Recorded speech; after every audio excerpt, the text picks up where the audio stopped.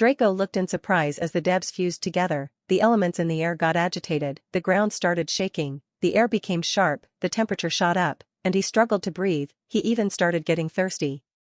What in the world is happening? He squinted his eyes in confusion and caution. Whatever they're doing is definitely dangerous. He thought as he focused on the space blade, charging it with even more mana, making it sharper and more destructive. He even charged his sword with a mana slash. SFWSHHHHHAWO. Squatch boom. In the place of the 4 alpha debs, a humongous deb came out from the blinding fusion light. System analysis. Draco squinted his eyes and commanded the system, whatever this wasn't something he had a 100% confidence in dealing with. Analysis. Race, Catastrophe Deb, the bringer of disasters, D-rank creature. Gender/age, male/5 years old. Bloodline, lesser canine, F-rank bloodline, dot. Level, 100. Times evolved, 0. Affinity, water, E-rank, earth, E-rank, air, E-rank, fire, E-rank, catastrophe, D-rank. Immunity, water, E-rank, earth, E-rank, air, E-rank, fire, E-rank, disaster, D-rank, physical damage, E-rank, dot. Health, good condition, shocked. 550,000/550,000 plus 1% HP/SEC. Stamina, 450,000/450,000. Mana, 450,000/450,000. Strength, 50,000. Agility, 50,000. Vitality, 55,000. Intelligence, 45,000. Endurance, 45,000. Skills, medium agility enhancement, LVL max, medium strength enhancement, LVL max, tracking, LVL max, great earthquake, LVL max, great tornado, LVL max, great tsunami, LVL max, great barrier, LVL max, create a great barrier from all 4 natural elements that decomposes any attack in its way, hell walking, LVL max. Wherever you are, the temperature around you is like hell to others. Flight, LVL max, great earth regeneration, LVL max, great fireball, LVL max, berserk, LVL max. Racial traits, harmony, calculating, born predator, calm, pack leader mentality, innate arrogance, eternal stability, fighting maniac, ruthless, unfeeling, walking disaster. Now, what's with this crazy monster? Is this really an F-rank dungeon? Draco grinned in caution. This was something dangerous, unlike anything he had experienced, and he had no way out. As I said, host. This is an anomaly-type dungeon, and it's one of the strongest F-rank dungeons out there. E-rank dungeons, however, will have bosses around twice as strong as this boss but not with as many skills, immunities, and affinities. Shboom, well, how about you entertain us now, little goblin? The boss walked towards Draco slowly as he emitted a sharp intent that made him suffocate. His voice was as if all 4 debs talked at the same time, and he looked more like an enlarged version of the alpha fire deb, but that's mostly because of the temperature around him, the fire making his fur had a sinister and dark color to it. Very well. FWSH Draco didn't stall any longer as he threw the space blade in his hand. Aha! What a strong attack! What element is this? Great barrier. A distorted barrier was formed all around the boss. It looked as if it couldn't hold itself together, and its color was dark like the boss. The space blade reached the barrier and tore through it after struggling a bit and losing more than half of its power. However, it was still packing quite the punch. CHKH from. Ha, that's how it should be. Continue, Goblin. Our fight will be legendary. The boss who had just lost an arm laughed in glee. That attack dealt a little more than 50,000 damage to it, but it should heal in 10 seconds. Great earthquake.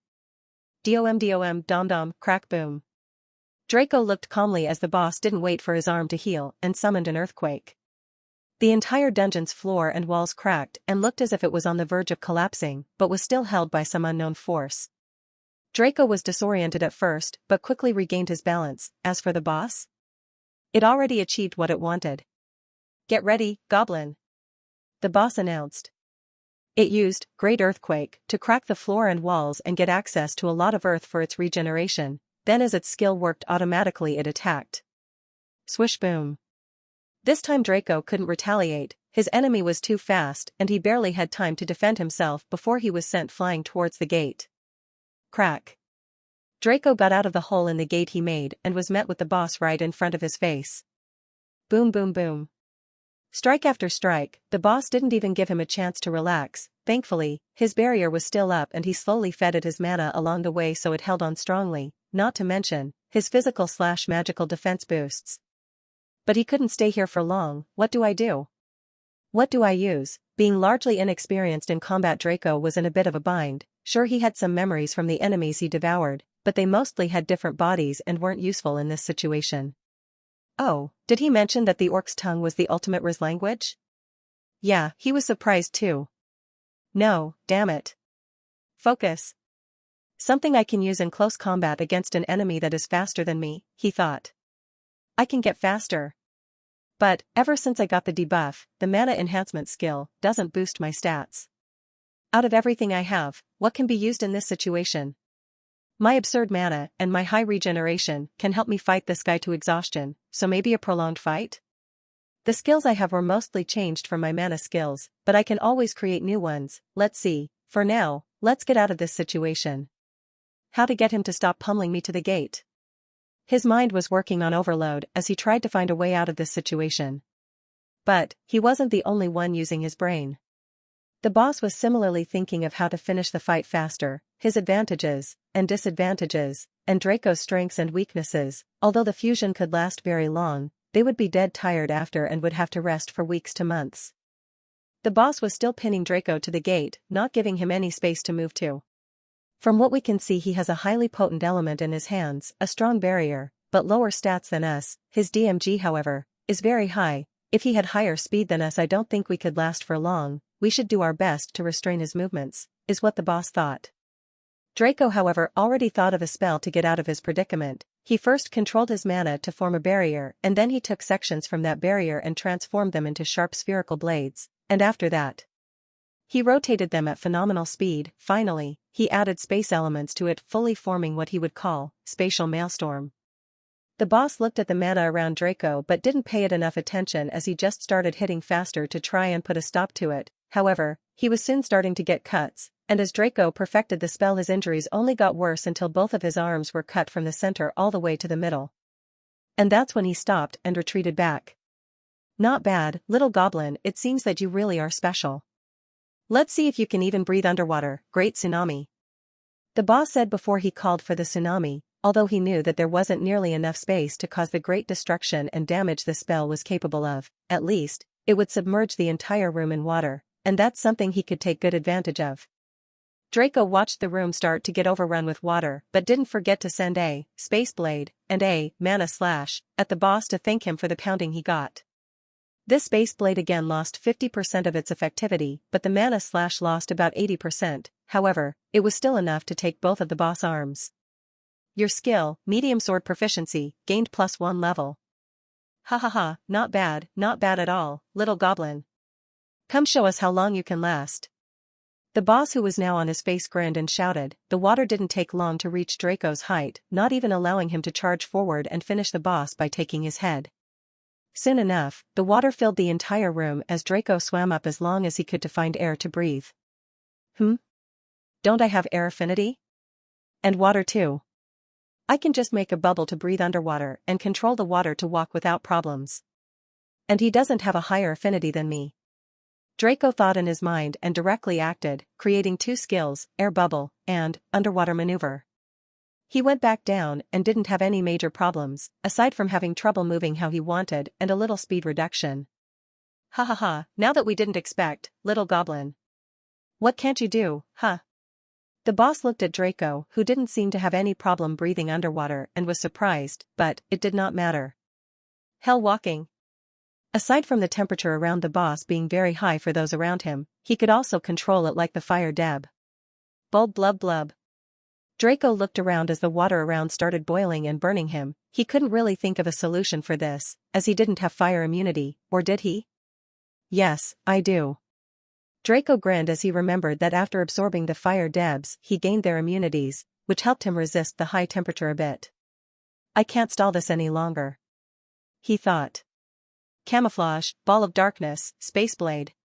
Draco started launching spell after spell as he used his camouflage to escape the vision of the boss. SSHK boom boom asterisk FWSHH asterisk boom. The boss was bombarded from all sides as he tried to look for Draco. This is bad. If he continues launching this amount of spells for a prolonged amount of time, I won't last. How many MP does he have? This is crazy. Let's calm down and think. I can still feel him in the water, and I can use that. The boss, who narrowly dodged a space blade that could have taken his head and teleported it to some unknown realm, used his affinity with water to locate Draco, and then... Great Tornado, he called. FWSHHHHHHH. Draco was surprised to see a tornado coming straight at him. It cut through water, spells, and anything in its way. Well, shit. TSHHHHK. The tornado caught Draco in its core, cutting and turning again and again. His barrier fought with all its might, not letting any damage come through to him. Doing his best not to be cut to shreds by the tornado, Draco poured almost all of his 1 million MP towards the barrier, not even noticing that the water around him was disappearing. For 5 whole minutes Draco struggled against the tornado, doing anything he could to not lose his barrier. In the end, the tornado finally let them out with only a few scratches here and there that were quickly healed by his HP regeneration. His MP was very low for the time being, so he quickly started looking for the boss. FWSHH, boom asterisk. Arg. Draco didn't know what hit him, he couldn't see, couldn't think, and only reacted when he found himself pinned to the wall with a hand missing. What the heck is this? Where is the boss? What happened? His mind worked in overload to try and find a logical explanation for his situation. He lost a good amount of HP, and his mana only now recharged. He didn't think anymore. He quickly recharged his barrier, recast his Spatial Maelstrom spell, and then looked for the boss. Awoo. Hearing the hell, Draco finally found the boss, turning his back on him and howling with eyes so dark red they looked straight out of a demon from hell. The boss turned around slowly, and the moment it spotted Draco, it literally teleported right in front of him. Shit. He's gone berserk. Draco shouted.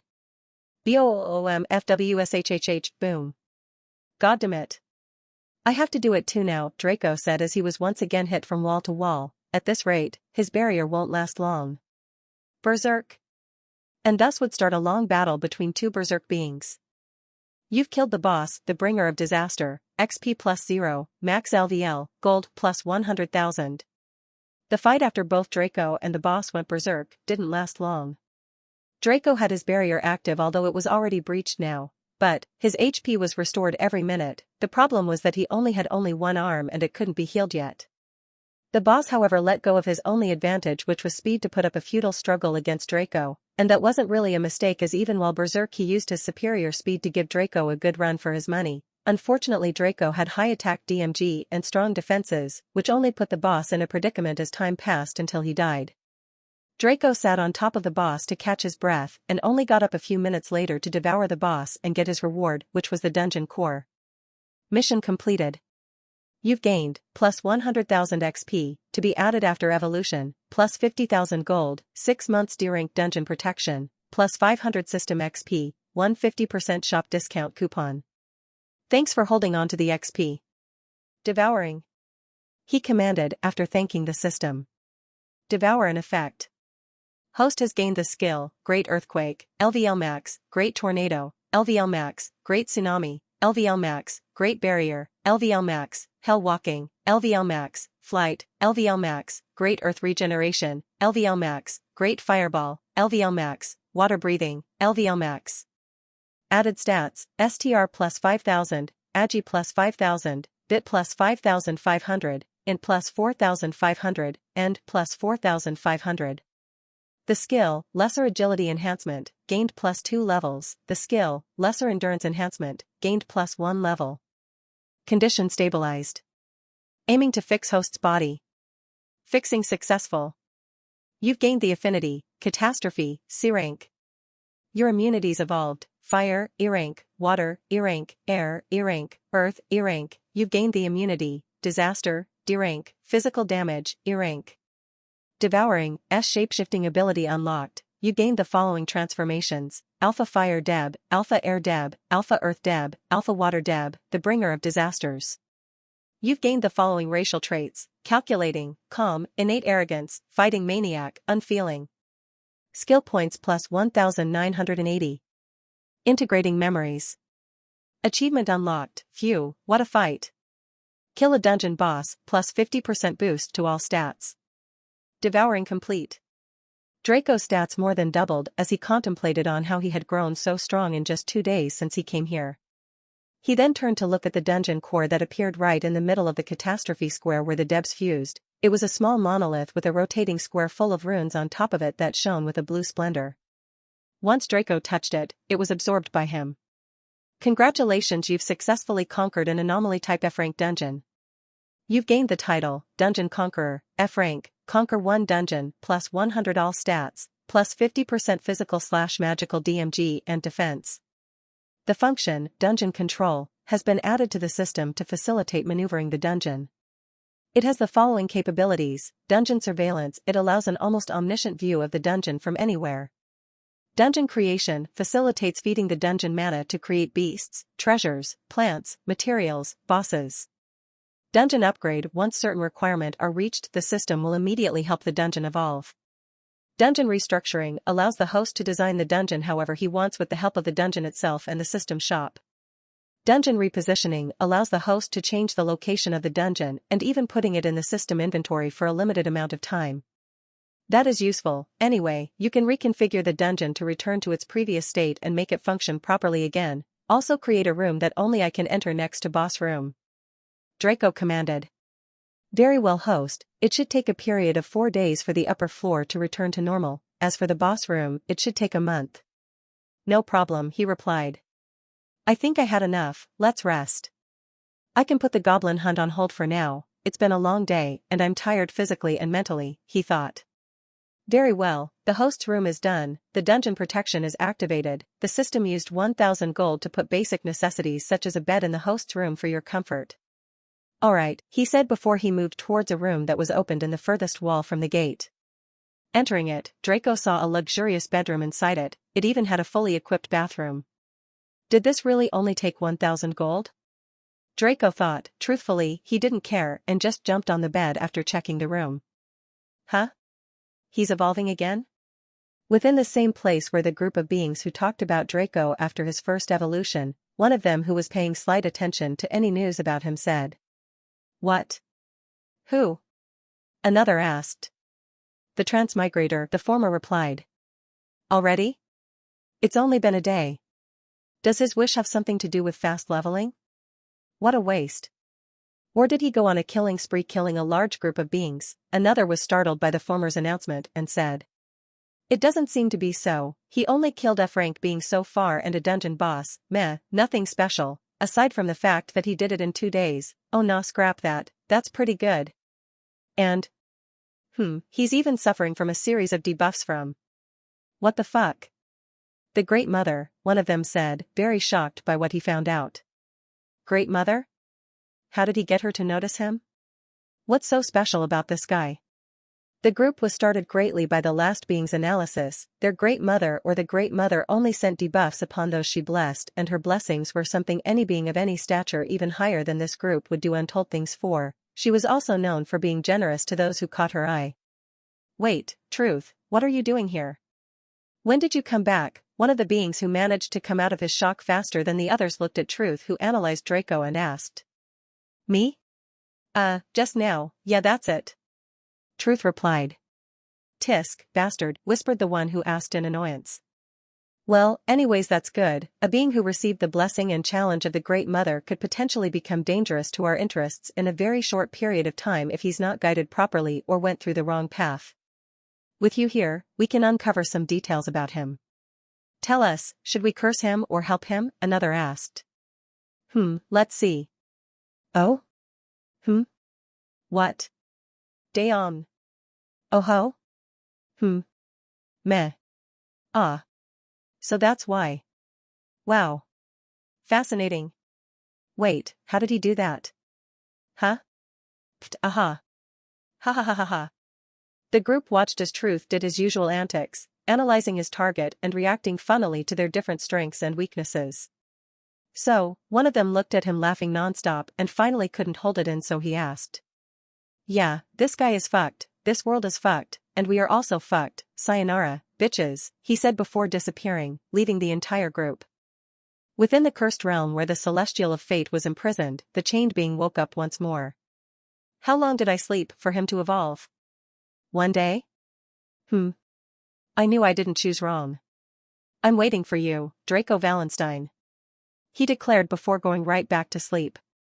Draco woke up groggily as he felt weird. He tried to rub his face but stopped when he saw his blue arms. They looked so long and strong but made out of mana. Different tattoos ran across his entire body, making him look even more dignified and handsome. His groin was covered by a metallic short of sorts, and he had wings on his back that were quite uncomfortable for the current him who wasn't used to it. Suddenly, a row of notifications showered him, filling his entire field of vision. Mission failed. Reconfiguring punishment due to uncontrollable circumstances. Quest punishment, -0 levels, -100 stats to each attribute, XP multiplier disabled for 1 day. You've leveled up, you're now level 2, 0/200, 000. Plus 10 SP, plus 5 skill points, plus 10 gold. The imprisoned Celestial of Fate's blessings has been updated. You've gained the skill, Fate Sense, LVL1, sense the intensity of fate on beings within a 10 km radius of yourself. Your affinity and immunity to fate increased by 1 rank.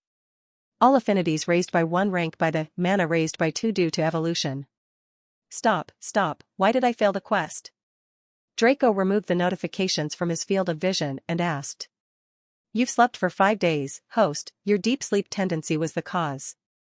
I see. I didn't know failing quests had consequences. Well, whatever, show me the status, he commanded. Status. Name, Draco Wallenstein. Gender, /age, male, /1-year-old. Race, Mana Kythnos, B-rank creature. Bloodline, High Demon, C-rank bloodline, High Monster, C-rank bloodline, High Insectoid, C-rank bloodline, . Blessing, Imprisoned Celestial of Fate's Blessing, S Blessing. Host level, 2, XP, 0/200, 000. System level, 1, XP, 550/10, 000. Times evolved, 2. Affinities, Darkness, D-rank, Fate, D-rank, Mana, C-rank, 10x mana, 10x mana effectiveness, 5x int, 2x mana Regan, Space, D-rank, Opportunity, D-rank, Fire, D-rank, Air, D-rank, Earth, D-rank, Water, D-rank, Life, D-rank, 10x HP, 5x HP Regan, 2x Vit, Catastrophe, B-rank, .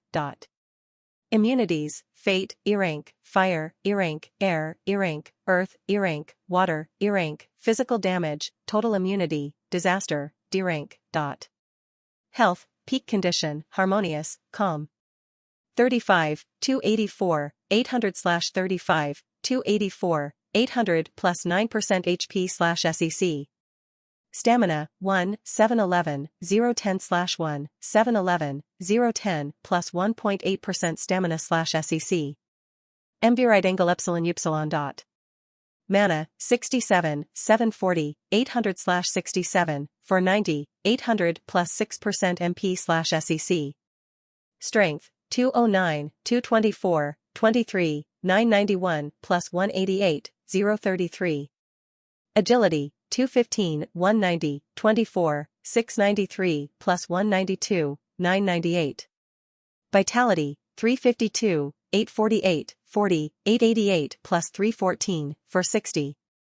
Intelligence, 674, 908, 78, 641 plus 598, 768. Endurance, 171, 101, 19, 506 plus 154, 095. 10 status points, 88,170 skill points, 296,170 gold, available. Unique skills, Devouring, Random XP Multiplier, 1x to 500x. Techniques, Chaotic Mana Codex, D-rank, Mana Regeneration 30x, plus 3 int, plus 1.5 all stats per hour. Interesting, are these stats normal? He asked. Yes, host. What will happen when I reach higher stages? Will I have like sextillions of SP in each attribute? Negative, host. When you reach 1 million in each attribute, it will be changed to 1 and it will remain like that until you reach 1,000,000, then it will change to 1 and so on, until you reach a point where stats cannot be measured by numbers and will instead be compared to celestial bodies, like planet level, star level, nebula level, and such. Interesting, what do I compare to right now? He asked in contemplation. This world isn't like Earth, it's probably bigger too, and even similar objects and such are stronger, he thought. The host is around town level. Can you try to change my statistics to something similar to that? Or even something like combat power, which is the average of all my stats combined? He asked because he knew. He knew it was a pain to calculate all this, so he tried to make it easier. Very well, host. However, this will hinder the distribution of SP. Would you like to set an automatic distribution? Alright, just add it to the lowest attribute, and try to keep my stats balanced, he said. Roger, host. Why do I have total immunity to physical DMG when I only had an E rank to it from the Debs? Because you are now Mana Kithnos, unlike other elements, mana is ever present, so as long as there is mana, you can't receive physical DMG additionally, it's thanks to the protection of the world. I see, that's good. Anyway, about time I go out and see what's become of this forest, he said. So guys, as you've noticed, I made an important decision, I want to change the status. Not gonna lie, it took 4 hours to finish, and I spent 3 hours of that just calculating the damned status. I ain't doing this no more. Well, unless you guys want me to keep it, I will find a solution then. Otherwise, you guys choose between combat power, the average of all 5 stats, or comparison, town level, star level, my dad level. Draco used the system to teleport right out of the dungeon. If needed anything from it, he could also use the system to do so. And so he headed towards the orc village, not wanting to waste time. He used a skill and a pair of new limbs he got, wings. He used flight and rushed over at phenomenal speed, expecting to see the large village that could accommodate 10,000 pregnant slaves and their children, a grand village so to say. However, once Draco was around 10 kilometers from the village, he felt that something was odd. There were 4 mana signatures and one of them was very weak, and on the verge of death. But that didn't end there, there were hundreds of other beings in there too, they had mana in them, yes, but they were dead? Draco could tell by using his life affinity alongside mana sense, in an attempt to form the skill, life sense. What's this? Some kind of race? Undead? Oh ho, I guess I could expect to get immortality soon, he grinned evilly. Aside from the mana sense and life sense, Draco could also feel 4 quite strong fates. One of them in particular was more intense and was connected to all those undead beings, but he really wasn't too different from the others. His fate was probably just enough to take him to stage 4 or so. The fate lines Draco shared with these beings were all red, but some had a tinge of dark green that Draco didn't pay attention to. Reaching the orc village, what Draco found was utter chaos, destruction, and slaughter. Wooden and rock houses obliterated, some thrown all over the ground, some over orcs, and slaves from other races, such as goblins, ogres, wolves, spiders, yes, anything breedable was a target to these horny beings. Corpses were literally all over the ground, cut in half, bit in half, blasted to smithereens, splattered to flesh and blood. It was a gory scene not for the faint-hearted. Draco looked at this not in fear, not in anger, but in excitement. How many XP will he get by devouring all of these? There was also a good amount of the undead. They looked like humanoid beings made of darkness and mana. From what Draco could see, most of them were humans. He could also grasp a few of what he assumed to be elves here and there, and that's it. No orcs or other race was among them. Draco even thought that this guy was racist or only chose what he thought was handsome or worthy of being revived/summoned by him.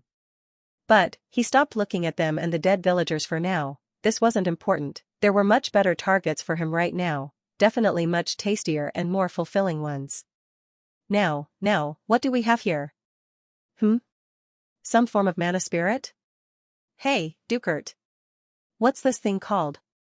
Draco looked down to see a human pointing at him while looking at another youth, who Draco guessed was the necromancer. The youth pointing at him was dressed in traditional Japanese clothing with a katana on his left. This youth had orange hair and similarly orange eyes, a well-defined face that could easily earn him 9 out of 10 from any girl back on Earth. He and his 2 friends were in the center of the village where a large house made of rocks would have been standing had it not been obliterated by them. A huge fat orc with a golden crown and luxurious clothing was kneeling down with both arms missing, a huge hole in his torso. his entire lower body splattered to the ground as if it couldn't withstand the gravity beneath it, and he was swimming in a pool of likely his own blood. System analysis. Draco commanded while looking at the orange head. He wanted to first see the difference between him and a human. Analysis. Name, Sato Dangor, 3rd young master of the Dangor clan, 2nd year of the Celestial Academy. Race, human, D rank potential. Gender, /age, male, /16 years old.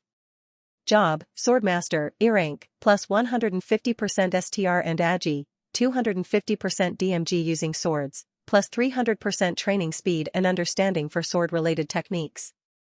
Level, 57. Times evolved, 1. Affinity, air, E rank, sword, E rank.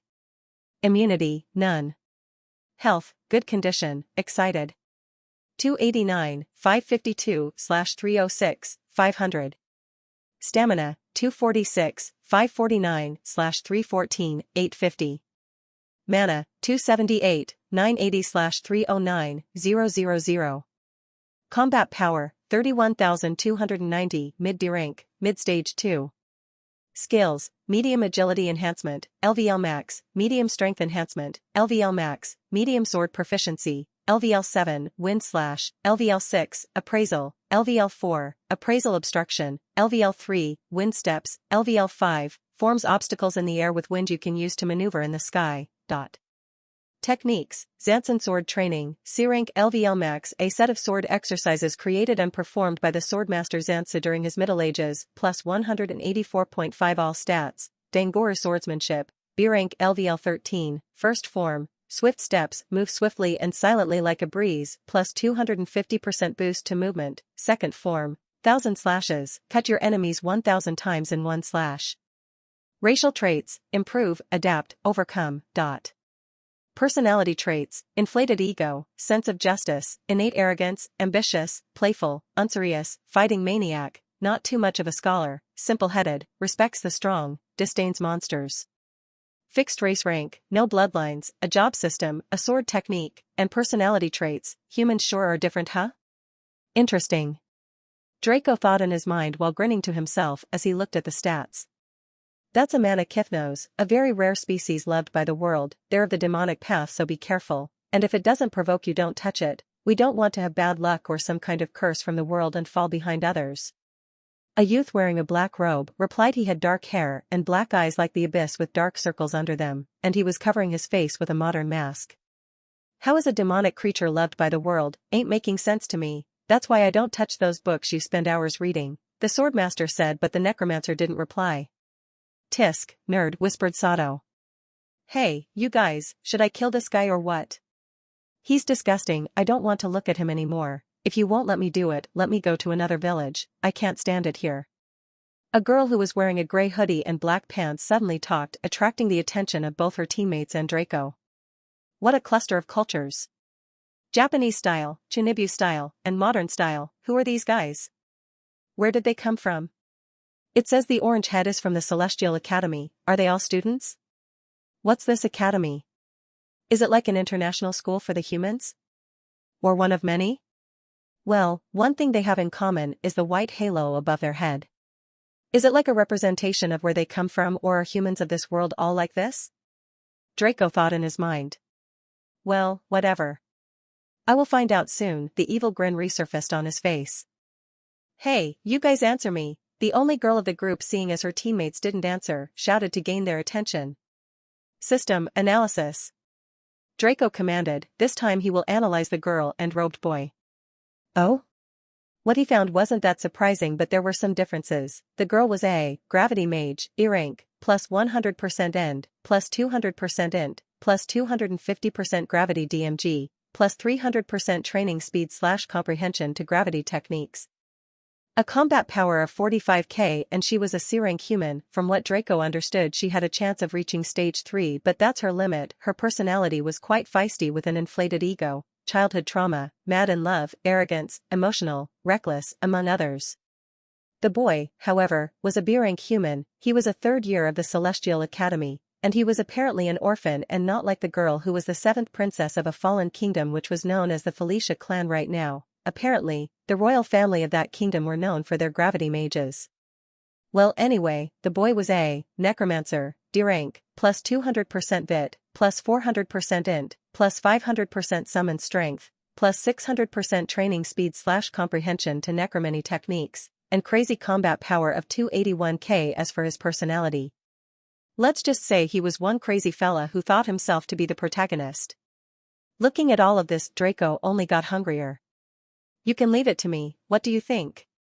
Draco said as he appeared very close to the girl, startling the living shit out of her. What the fuck?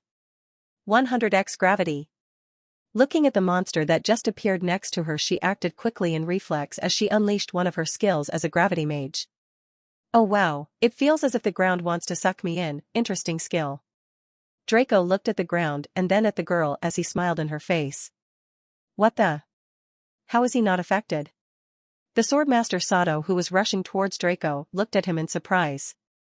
Forget that, how is he even talking? Isn't he supposed to speak monster? Where did he even learn our language? Said the girl.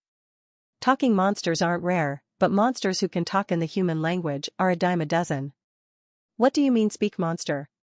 Wait, does that even matter? Anyway, can I take the Orc King?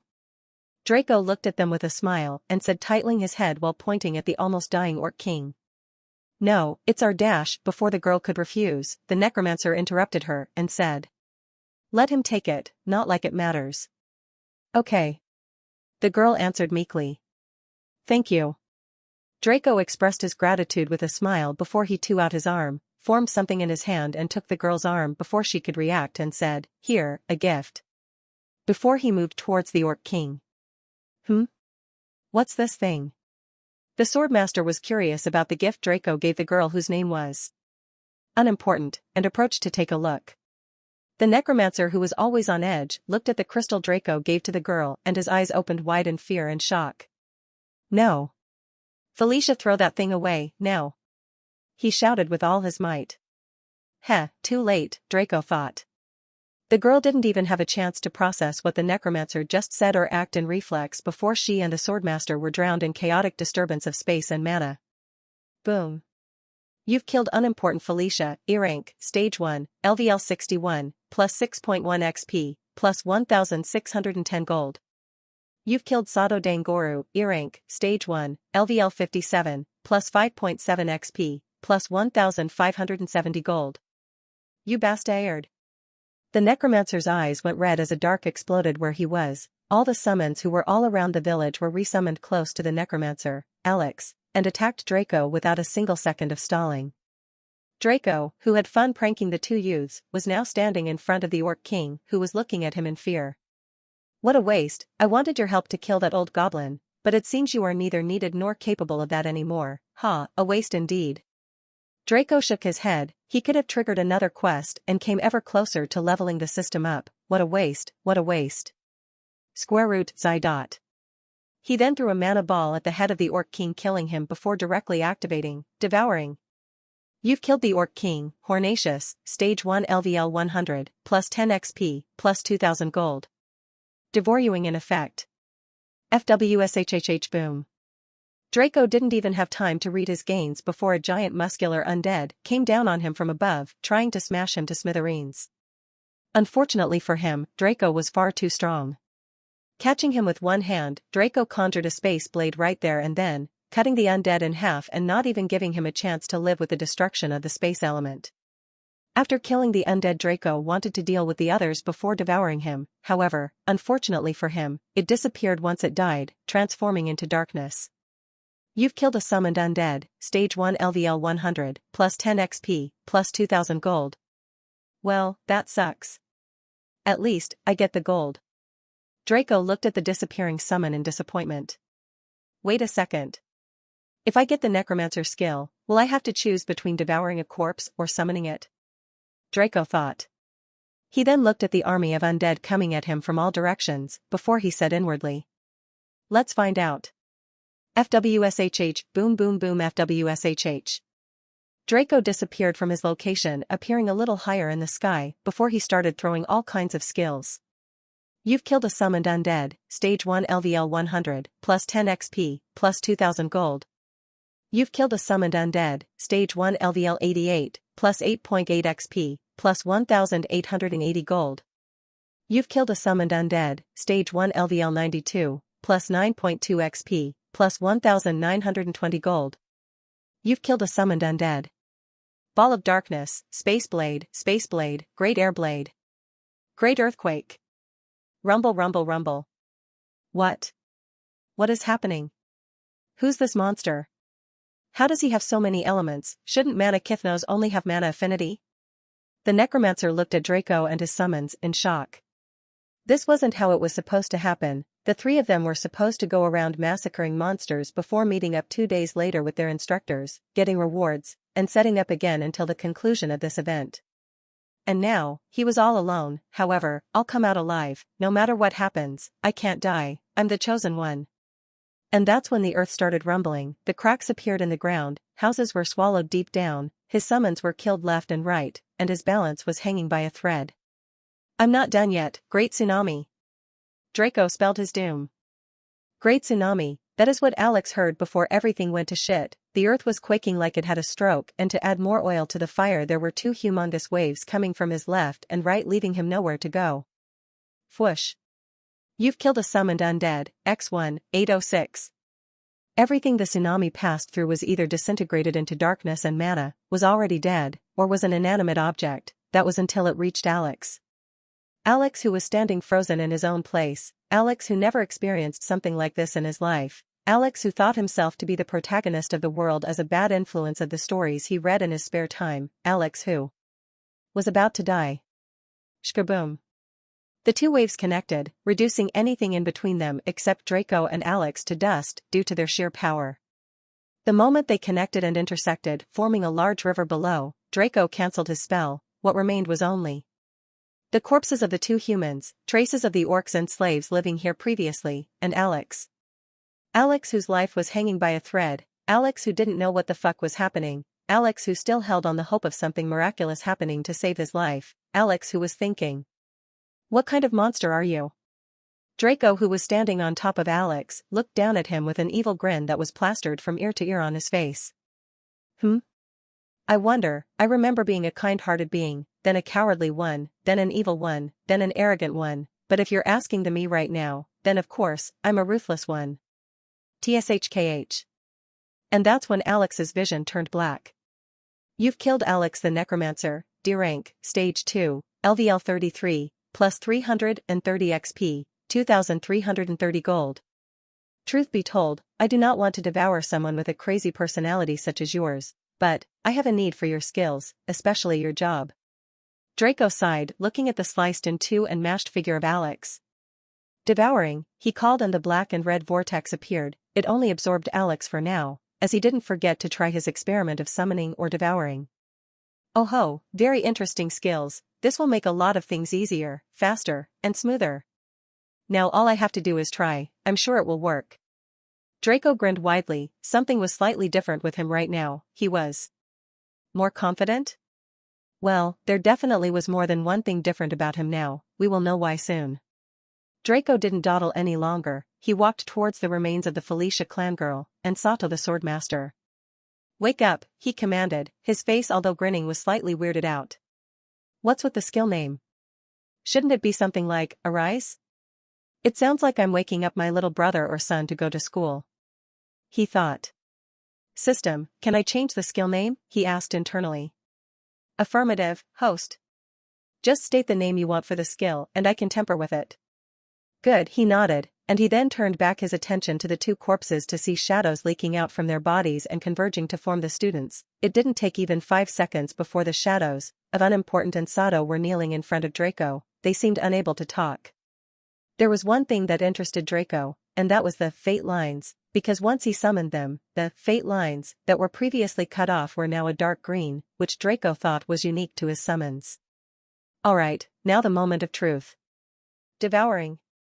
He cast the spell right away on the 2 darkness beings' corpses, and what happened left him satisfied. It worked. Haha, I knew it. He grinned. Unfortunately, I didn't keep the Orc King's corpse, he thought. Devouring in effect. Host has gained the skill, 100x gravity, costs 10,000 MP/min. Weightless, remove all weight from yourself, others, or an object making them float in the sky. Weight control, increase, decrease, or transfer weight from any of your body. Appraisal, wind steps, LVL 5, wind / LVL 6. Summon, LVL 3, summon up to 3,000 beings of those you woke their shadow from a deep slumber. Empower, LVL 3, empower your summons with up to plus 30% to all stats. Wake up, LVL 3. Wake the shadows of those dead and reincarnated. Restrictions, 1 weaker or within the same stage as user with a chance of failing if it's the latter. 2 Those dead for a prolonged amount of time, usually 3 days or more, cannot be woke up. 3 You gain only 3% of all the XP and gains of your summons, capacity 0/3000. Project, LVL 3, project the senses of all your summons as long as you can handle the burden, 10 int per projection.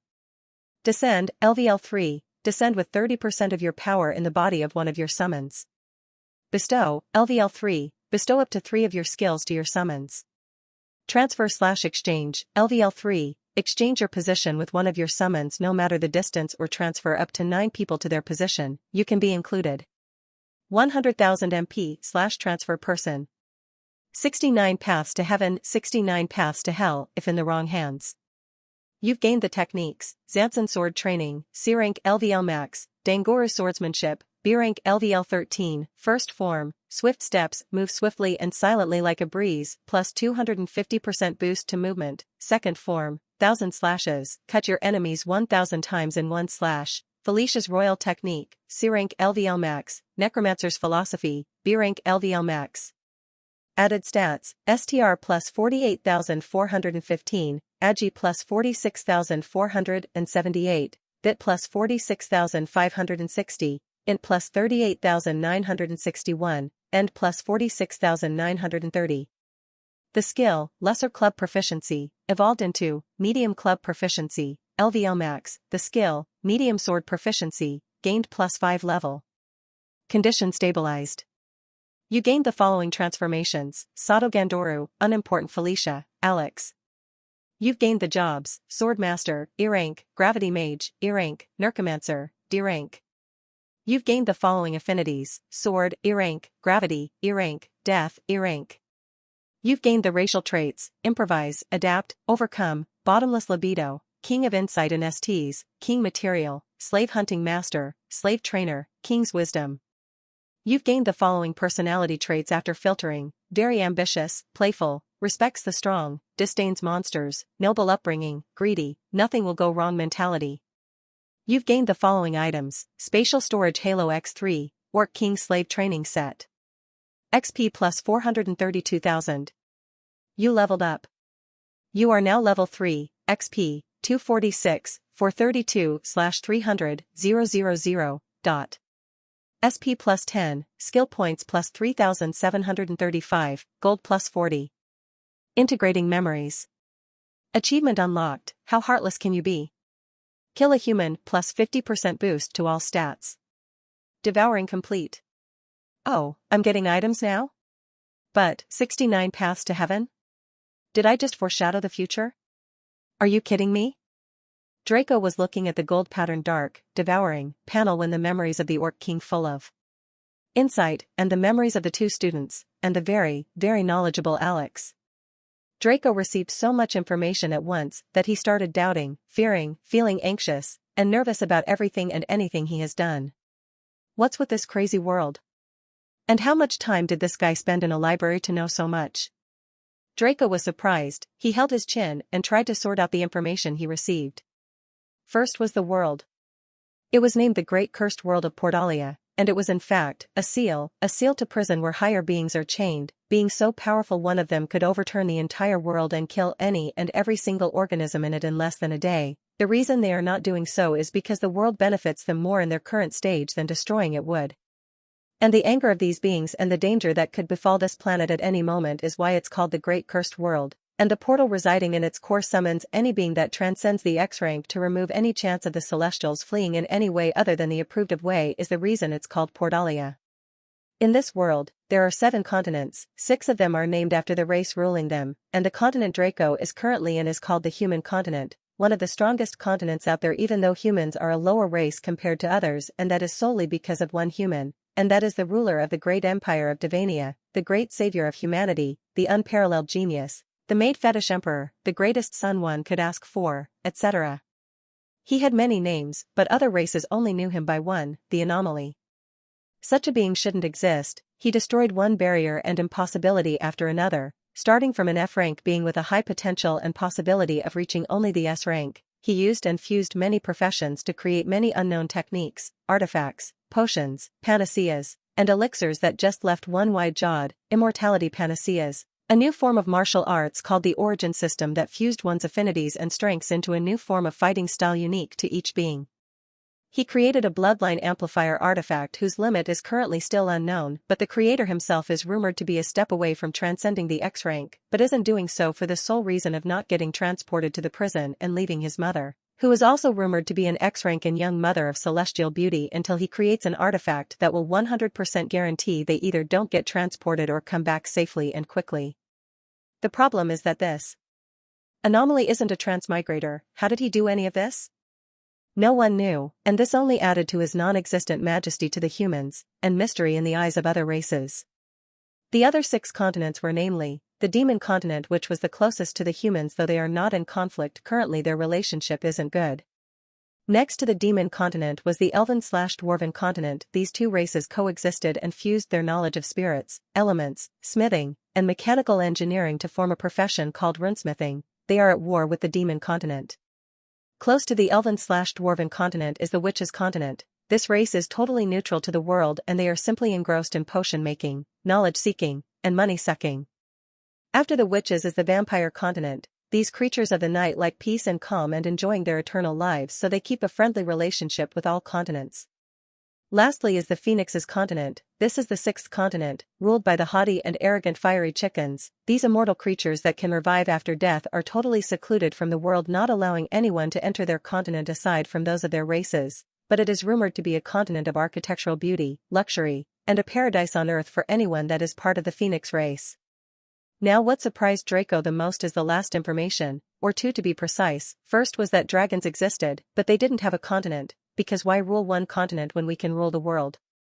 And that's why every single race is wary of accidentally bumping into an unassuming person only to find that it's a dragon in disguise who can destroy their entire city with a single breath.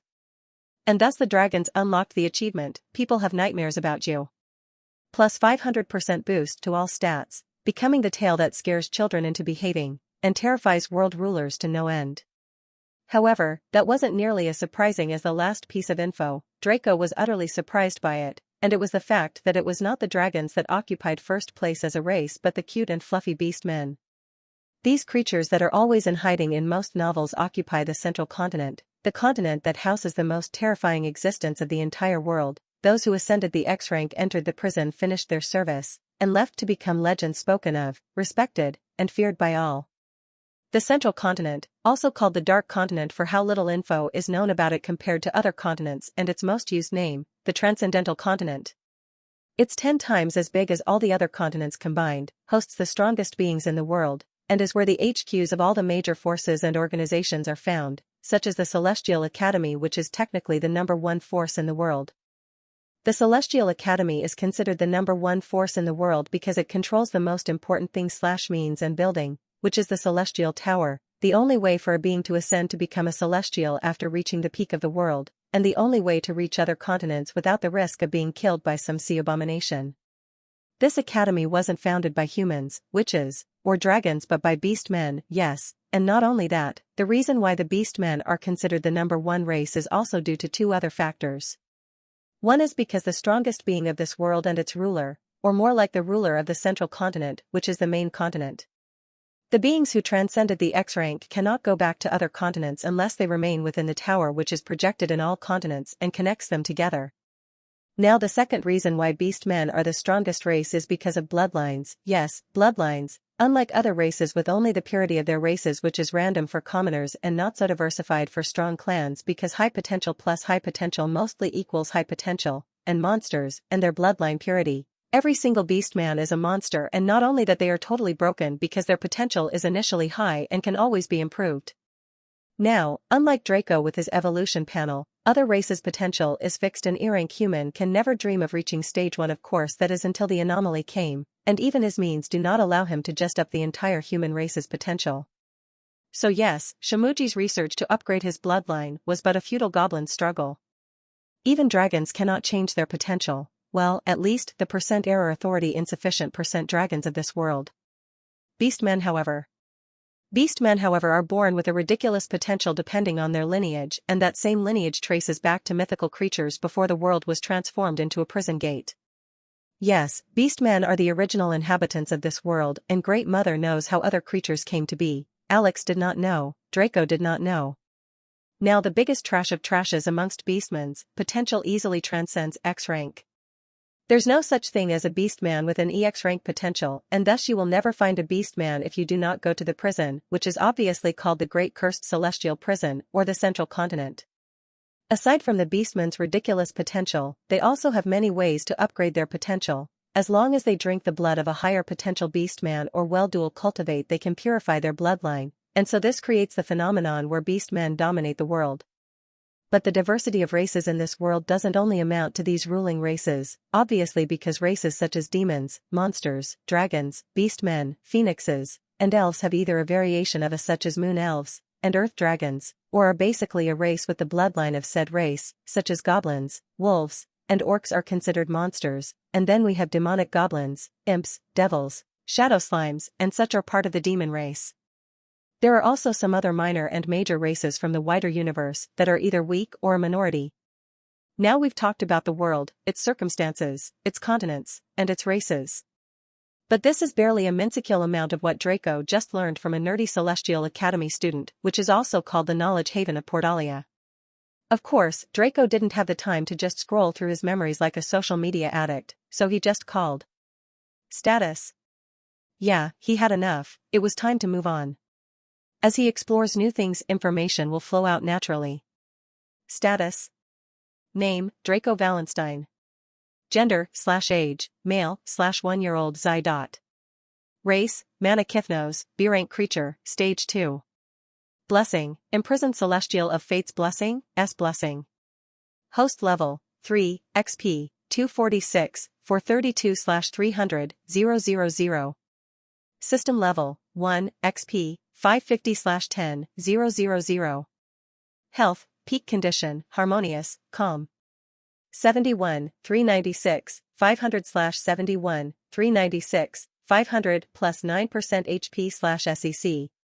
Stamina, 5260, 450/5, 260, 450 plus 1.8% stamina/SEC. Mana, 112, 350, 800/112, 350, 800 plus 9.2% MP/SEC. Combat power, 821,369 mid-stage 3, mid-C rank, town level. 0 status points, 91,905 skill points, 3,588,690 gold, available. Oh? There is quite a lot of gold now. That's good, this will be useful soon, since I have yet to put the shop to good use. Draco stroked his chin as he looked at the simplified status. Well, anyway, I have to move, but how should I proceed? First, I could shapeshift into Alex and join the ranks of the academy students and instructors. As long as I don't go back to the academy, there's no chance of them finding me out. He thought of his next step. I could also just continue hunting, because I proceed with the first plan I will need to cover for the death of the other two. Or I can kill that guy. Draco thought of a student from his memories who was a classmate of Alex. He had a job called Clone Master, D rank, plus 300 vit and end, plus 500% clone strength, plus 600% training speed, which was a higher form of the Blood Mage, E rank, job. It doesn't matter if I join the academy ranks or anything, I'm getting that guy, but first, I have to check on my old friend. Draco thought as he turned to look in the direction of the Goblin Village. I wonder if he's still alive. Knowing how cunning and scheming he can be, I can guess he probably went into hiding somewhere. Alert. Host, a large group of goblins entered your dungeon, how would you like me to proceed? Is that who I think he is? Well, speak of the devil. Destroy them. How lucky was Draco? Well, if he had any luck, it would certainly be shit luck, but now he was really satisfied with what was happening. His enemy, who was but an ant for the current him, just entered his turf, and how would he respond? System, how long would it take you to respawn a single one of the alpha devs, and is it possible to put them on the first floor? He asked. It is possible to spawn one of the 4 alphas, however, it isn't currently possible to reposition any of them on the first floor. The host is suggested to quickly fulfill the dungeon's requirement to evolve it, and please don't forget yours. Oh, right, I forgot to check mine, show both of them to me. Draco commanded. Very well, host. Dungeon Evolution Panel. Evolution Conditions. 1. Protect the dungeon from 10 invader, groups are counted as 1 progress, 0/10. 2. Kill 1000 beings invading the dungeon, progress, 0/1, 000. Evolution Panel. Evolution Conditions. 1. Conquer the Great Cursed Forest within 6 months, progress, 0% time left, 6 months. 2. Kill 10,000 beings in 1 month, progress, 1, 881/10, 000 time left, 30 days. 3. Reach max level in 3 days, progress, level 3/100 time left, 65 hours. The dungeon's requirements are fine, but mine. Well, I just lost 1 day of my time and took 1 step further and probably never evolving in my life. Not to mention reaching max level. Do you really expect someone like me who's currently as strong as a 4th-year academy student to contend against those monsters sent by Empire and other forces? The weakest of them is probably low A rank, low stage 5, their CPs, combat powers, are in the millions, Draco said as he looked at his requirements. Anyway, I want you to summon the Alpha Fire Deb, since he has fire immunity. I'm sure that old goblin will run with his tail between his legs facing his nemesis. Also, I want you to replace all Debs on the first floor by Fire Debs, and save the scene of him struggling. I want to watch it later.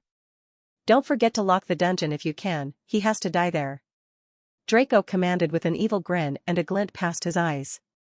Now, it's about time I go and check out that clone guy. Since he was tasked with exploring the southwestern part closer to the sea, I have to move back. And so Draco flew. Unlike other student, the clone master, Dariel, didn't group up with others, and that is because he's more than enough to deal with different parts of where he was tasked to explore by himself with his clones. Draco didn't take long to reach the beach by flight, and then he went west. It took him around 20 minutes before he found one of the clones. Sadly, he probably wouldn't be able to absorb a clone, and this would only notify the main body, and so what he did was use the Fate Sense skill, which also shows the connection between beings such as a summoner and his summon and a body and his clone, directly attacking the main body. Not even 5 minutes later, Draco found his target, who was hidden inside of a cave below a cliff. Draco didn't attack, he stood a distance away where he could comfortably see the fate lines connecting the both of them. This time he noticed the dark green tinge that was on the almost entirely red line. System Analysis. Analysis. Name, Dariel, 3rd year of the Celestial Academy. Race, human, C rank, potential. Gender, /age, male, /17 years old. Job, clone master, D rank. Level, 19. Times evolved, 2. Affinity, body, E rank, 5x stamina, 2x HP, blood, E rank. Immunity, none. Health, top condition, sleeping. 4, 510, 550/4, 510, 550. Stamina, 11,546, 780/11, 546, 780. Mana, 2065, 480/2, 065, 48. Combat power, 209,209 mid-C rank, mid-stage 3. Skills, high endurance enhancement, LVL2, medium vitality enhancement, LVL2, high spear proficiency, LVL1, triple thrust, LVL1, more than a simple spear thrust, cost 300 stamina, appraisal, LVL11, appraisal obstruction, LVL12, blood spear, LVL max, blood transfer, LVL max, transfer your HP and blood to others, blood barrier, LVL max, clone, LVL2, create 3 identical clones of yourself with 6% of your power, clone spawn 3/3, 1000 MP cost per clone, exchange/transfer, LVL2. Complete senses projection. Techniques, Clone Master Chronicles, B rank LVL max, plus 316.8 all stats, Blood Mage Original Spearmanship, B rank LVL max. Racial traits, improve, adapt, overcome. Personality traits, inflated ego, me, myself, and I, innate arrogance, cowardice, ambitious, careful turtle, absolute introvert, an extra's personality, the watcher, background character, philosophical, hidden big brain, spy tendency, stalker, dreamer, hidden leader, resourceful strategist, serious schizophrenia. What in the goddamn POV novel protagonist exchange character is this? He even has an extra's personality. Is he a transmigrator like me? This makes me feel emotional. But what am I gonna do with these personality traits? Especially the schizophrenia. I'd rather not devour this guy. Hey, system, what do I do? Can I even choose what personality traits or racial traits to devour? Draco thought and asked. It isn't possible for the host to choose what to devour currently. But it is possible for two different targets' devoured traits to counter each other and be cancelled, or for an existing trait opposing a devoured one to not allow it to be integrated with the host. For example, your harmonious trait will not allow for negative states of mind to be absorbed. Also removed, traits such as cowardice will not be assimilated. That's good, that's cool, but why did I get the protagonist mentality then? Draco asked. Well, because it was deemed as not necessarily negative. Oh yeah, cool, if I get killed I'm complaining to whoever gave you two to me. Okay, so I have to kill this guy now, right? Let's see, what skill should I use? Oh. I have just the right one. Draco grinned widely. Hell walking. Burn to death, you cowardly turtle. Hell walking was a skill that Draco devoured from the dungeon boss. It was a skill that once activated, it can remain passive too, make the temperature around you a hell for others. But the thing is, you can also up the temperature to insane degrees by infusing mana into the skill. Draco did just that and directed it to the cave clone guy was hiding in, then he finished it by Great Earth Wall. Rumble rumble. Draco looked at the sealed entrance to the small cave and waited for a moment before he started hearing the wailing. Ergheh. The small cliff rumbled from the high pitch of the scream. Draco had goosebumps hearing them. The system observed silently. The summons of Sato and Felicia were pocketed inside Draco's own mana and darkness, looking like souls floating around him alongside the wisps and strings of elements. Soon, muffled sounds started coming from the Great Earth Wall. It trembled and then it calmed down before it was cancelled by Draco a few seconds of silence later. Yuvi killed Dariel the Clone Master, D rank, Stage 2, LVL 19, plus 190 XP, 2190 gold. What he saw inside. What he saw inside would make a human swear to never use such a skill again, but Draco. Oh, Draco. Masterpiece. The grin on his face spoke volumes of what he felt. At this point in time, many of the racial and personality traits that Draco got and were suppressed leaked out. The recently gained emotional trait, the unfeeling and ruthless traits, and even the libido traits. Every single one of them surfaced. Rise. Draco commanded. The moment he did, the shadow of the badly shaped corpse of the Clone Master started wriggling out and taking shape into the body's previous form. The Clone Master right now couldn't even be described. His last facial expression was burned, along with him leaving only a burned and shared piece of flesh that occasionally spasmed. Looking at the more solidified corpse than others, Draco wasn't too surprised. From what he knew, summons also had ranks and the high-ranked ones were more solidified than others. This one even had a slight color to his skin, unlike others, which Draco thought was thanks to his body and blood affinities. Can you talk? Draco looked at him and asked. Dariel looked at Draco with respect in his eyes and opened his mouth a few times, making grumbled noises before he shook his head. He can't yet, huh? Draco nodded and turned around. With his project skill, he could also understand his summons. It feels strange for someone whom I burned alive and taken everything from to look at me with that respect, but it doesn't feel bad.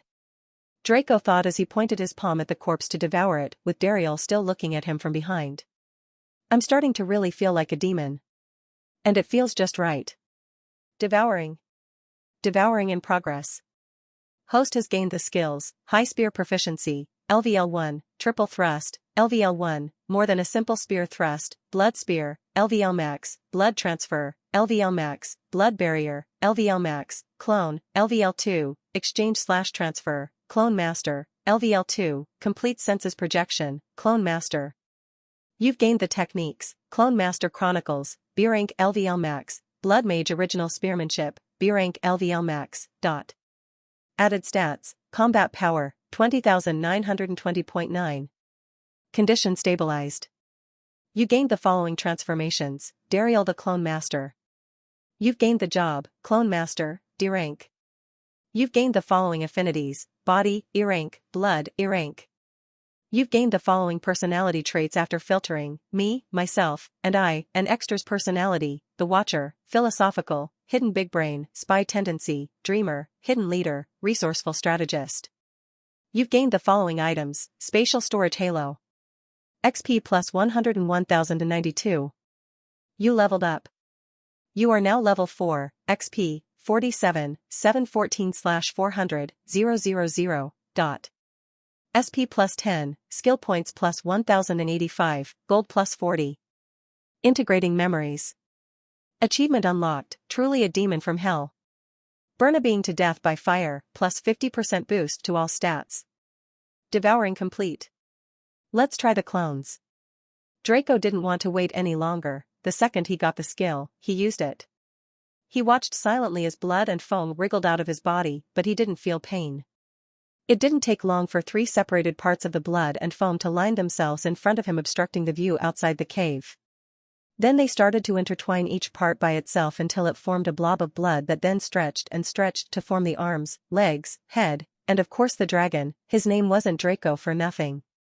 Lastly, the 3 parts took Draco's mana and slowly changed to become exact copies of him, only much weaker.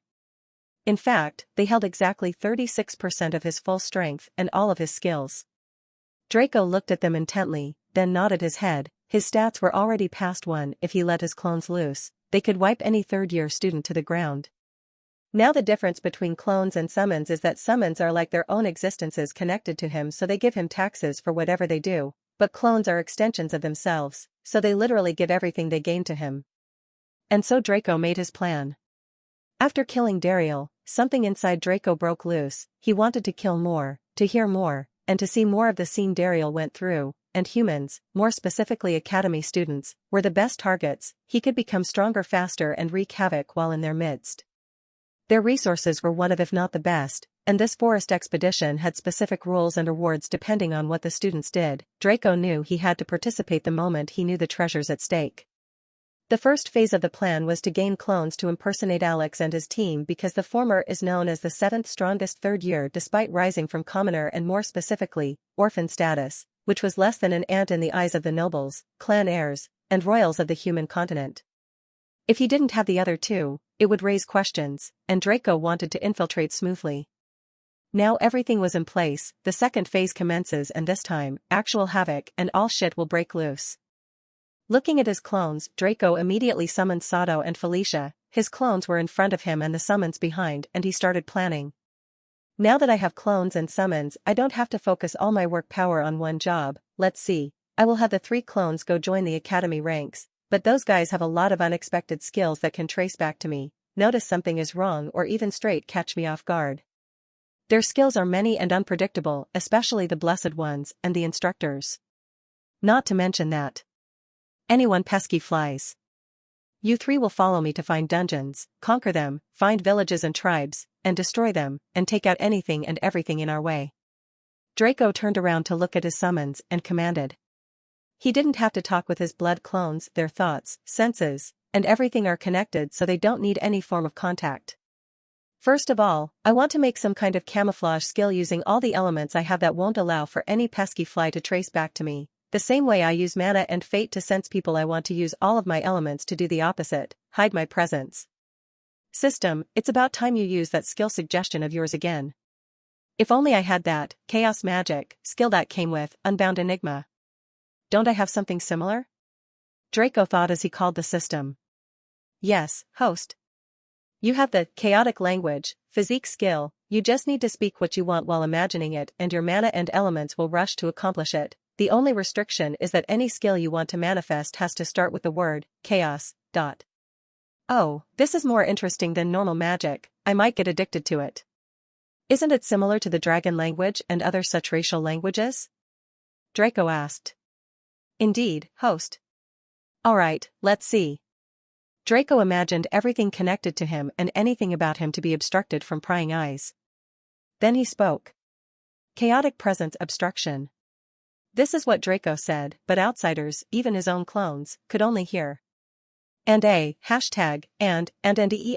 garbled noises not making any sense as if they were mouthed by an eldritch entity of unknown origin, and then Draco disappeared.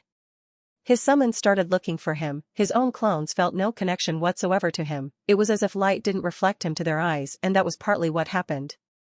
His summons were connected to him through many intricate elements that he didn't yet know of, but he assumed they were mostly something that had to do with his job similar to his clones who had a more solid connection since they were essentially a part of him, yet, he wasn't there in fact, it was as if he was never here from the start. Draco, who was still in his own place, looked at all of this through all of his eyes and grinned widely. For Alien. This will be entertaining, he thought. Draco didn't deactivate the skill after this, he liked it and he shall keep it on for eternity until it's upgraded. Now his summons couldn't see him and couldn't hear him, but he had good plans for them. As for him, it was time to make a name for himself as a demon. For now, until I can fully integrate into the academy ranks, my targets will be monsters, then I can transfer to one of my clones and start hunting relentlessly. Draco thought before he moved out of the cave to do his things, one of his clones would take care of the rest before they shapeshift and fly to where the academy told them to gather. Sato and Felicia, both of you move together to take care of F-rank dungeons. Dariel, you're strong enough to take out 4 E-rank dungeons by yourself, so take out your clones and let them wreak havoc. One of Draco's clones looked at the summons and started speaking out his commands. Disperse. Immediately after the summons moved out, Draco had enough knowledge to know or even guess where F and E-rank dungeons could be found. After the summons, the clones stood there for a moment before they started wriggling out of shape until Alex, Felicia, and Sato were standing in their places. Take out your spatial storage halos, otherwise, we will be in some deep shit before we even think of infiltrating. Draco 1, Alex said. Right after that, the spatial storage halos in the inventory were taken out and worn by the 3. They quickly scanned their bodies but found no abnormalities to Draco's delight, and remained stationed on top of their heads. Quickly after that, Dracos used their connections to the halos to read the message sent by their instructors to know where they were supposed to meet. The south of the outer part of the forest, huh? It's pretty close. Draco 1 grinned widely. They didn't dawdle for long as they ran all the way to the south. There was currently only one problem, and it was that Alex, Draco 1, had no summons. This might cause a problem later on, but the good thing was that he had his own separate summons pocket. So Draco could summon 12,000 undead in total, which was pretty crazy if you think about it. If he used it to full potential, then that is 12,000 mid-B rank level undeads, an army that could take down a small ancient kingdom, the type that didn't exist anymore. Now the gathering is scheduled to be at around a few minutes later, so Draco couldn't really catch any poke undeads, but it also wasn't much of a problem. He could deal with this problem after they met up and started raiding dungeons and tribes together. And Draco's main body was also going to start taking out those so he could recharge in Draco 1's place. A few kilometers away from the Draco clones, there was a wide clearing, so wide an entire town could fit inside with not a single problem, but it currently wasn't how it was anymore. A large group of teenagers was standing, sitting, and running all around, a group of not-so-normal teenagers because some of them conjured large hills and rocks and sat on top of them, some flew in the air while sleeping in a floating bed, some were flirting in the corner of the clearing where a sea of trees could be seen, some were deep inside the forest doing unspeakable things. All kinds of scenes could be noticed at first glance. Within the center, a small semi-sphere made of glass was set, and inside it, a large table holding all kinds of dishes could be seen in the middle. Around it were all kinds of adults, some serious-looking, some bored, some sleepy, some childish, some hungry and not caring about the world. One thing in common among them all was the golden halo above their heads. As they ate and talked among themselves, a few minutes passed, and a few moments after Dracos joined the party, the instructor sitting alone on the other end of the table rose and said, "It's about time we start. Open the contribution shop." Right after that, the golden halos glowed brightly as the instructors repeated what he said, opening the contribution shops to all students under them. Draco 1 entered the clearing and looked at the assembly of students with a calculating look. Some of the students who were sleeping, playing, and talking all stopped and turned to look at the Dracos, then their eyes changed into a dangerous, murderous look. Yes, this was what Draco liked about this academy. It wasn't friendly or cooperative, no, it was completely competitive. Its competitiveness reached levels so extreme, killing other students was counted as a mission. The higher you go on the ranking, the fatter your bounty gets. Whoever kills you gets all your contribution points, your bounty, and your rank. In the eyes of other students, you're a fat cow that had the most exquisite premium beef, and they won't hesitate to butcher you any second unless you provide them more benefits, or they will get in trouble if you die, like when you're in the same group, or if you can give good he-hem. In any case, this was an environment that was totally efficient to the predator amidst a flock of sheep thinking themselves wolves, that is Draco. He was sure that there would be many attacks on his head, and that would only cover for the murders he would commit. He would mostly be attacked by lower-ranked maggots who did not know their places and were aiming for a quick flight to heaven, but that will only nourish his status tummy and give him more ways to devour others. Now the higher you are on the ranking and the higher your rank in school year, the more benefits you get each month and the more opportunities to gain more contribution points and other goodies there are. Alex was 7th, and from what Draco knew, he killed many. He survived many well-thought attacks, assassinations, plots, poisoning, impersonations, and other forms of attempts to kill him, and succeeded each time, adding more undead to his collection. He even had a problem with the former rank 7 who tried to kill him while he was on a mission to exterminate a bandit guild solo. It turned out that the 7th rank guy and another 5 D-rank individuals were waiting for him in the bandits' hideout, which was supposed to be a peak E-rank threat. In the end, he returned to the academy with 6 good D-rank undeads that only helped him solidify his position. Now that wasn't long ago, but he was strong enough before he died in Draco's hands to effortlessly aim for 4th place, but the top 3 were monsters, children of the biggest monster in human history, or well, their girlfriends, evidently children of some monstrous forces of the continent. Suddenly, as Draco was thinking of ways to maximize his profit, the storage halos above his head started shining brightly and an illusory panel appeared in front of him. He wasn't too surprised, he knew about it. This was the contribution shop. Now this panel here is where all the Academy's max techniques, skill scrolls, potions, ingredients/materials, manuals, artifacts, weapons and armors, amongst other stuff, could be found. It was but a simple holographic panel made with some ingenious engineering using illusion and technology magic. Let's see, techniques, skills, weapons and armor, ingredients/materials, and even a bit of the manuals. I have the system for those, no need to waste contribution points, but at this rate I won't use them at all. Oh no, well, I could buy some good artifacts since I don't know when I can get those from the system, but they're super expensive. By the way, system, are your techniques maxed out like the Academy's? Draco thought and asked. Yes, host, they are. You changed them, didn't you? No comment, host. Well, anyway, good for me. Draco didn't dawdle on and started looking for the artifacts on sale. There were stuff like piercing fire bow, E-rank artifact, a bow made from the bones of a phoenix and various fire materials. Skill, strike zone, launch your arrows at a specific zone marked red in your eyes and drown your enemies in burning arrows. Skill, bullseye, never miss. Restrictions, fire affinity, E-rank, cost, 250,000 contribution points. Bisarda, E-rank artifact, a sword made from the flesh and bones of a dark cobra. Skill, deadly slash. Skill, unseen, release a mist of darkness. Restrictions, darkness and death affinity. E-rank, cost, 475,000 contribution points. Edge of the Night, D-rank artifact. Looking at the spear called Edge of the Night, Draco was immediately hooked, although he liked katanas more. For now, he could settle for a spear, especially since he had a B-rank technique for it. He looked at the price and 3,999,999 contribution points?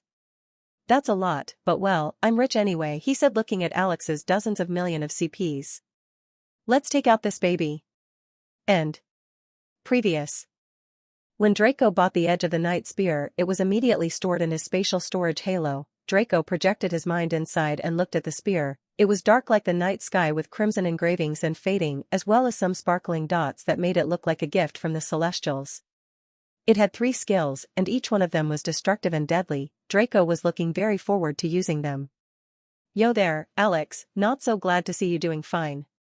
Draco was still looking at the spear when he heard a voice coming from his left. Seems like I will have a chance to use them very soon. He grinned widely internally, but outwardly he wore a cold, expressionless face. He didn't look like the type to talk at all. Now, don't give us that look, honey, we just wanted to check up on ya. A feminine voice followed the first voice. Draco looked at the incoming fellas and saw 3 students whom he recognized to be some of his classmates ranked around the 20s-50s. 2 of them were boys, and one of them was their shared hoe. Well, that's what Draco thought of her. She wore a shit ton of makeup on, long black hair, and wore a revealing black dress that reached all the way down but had slits around her side thighs. One of the boys had glasses and was walking like a bodyguard after the other 2, and he was one of the few students wearing the white and gold school uniform.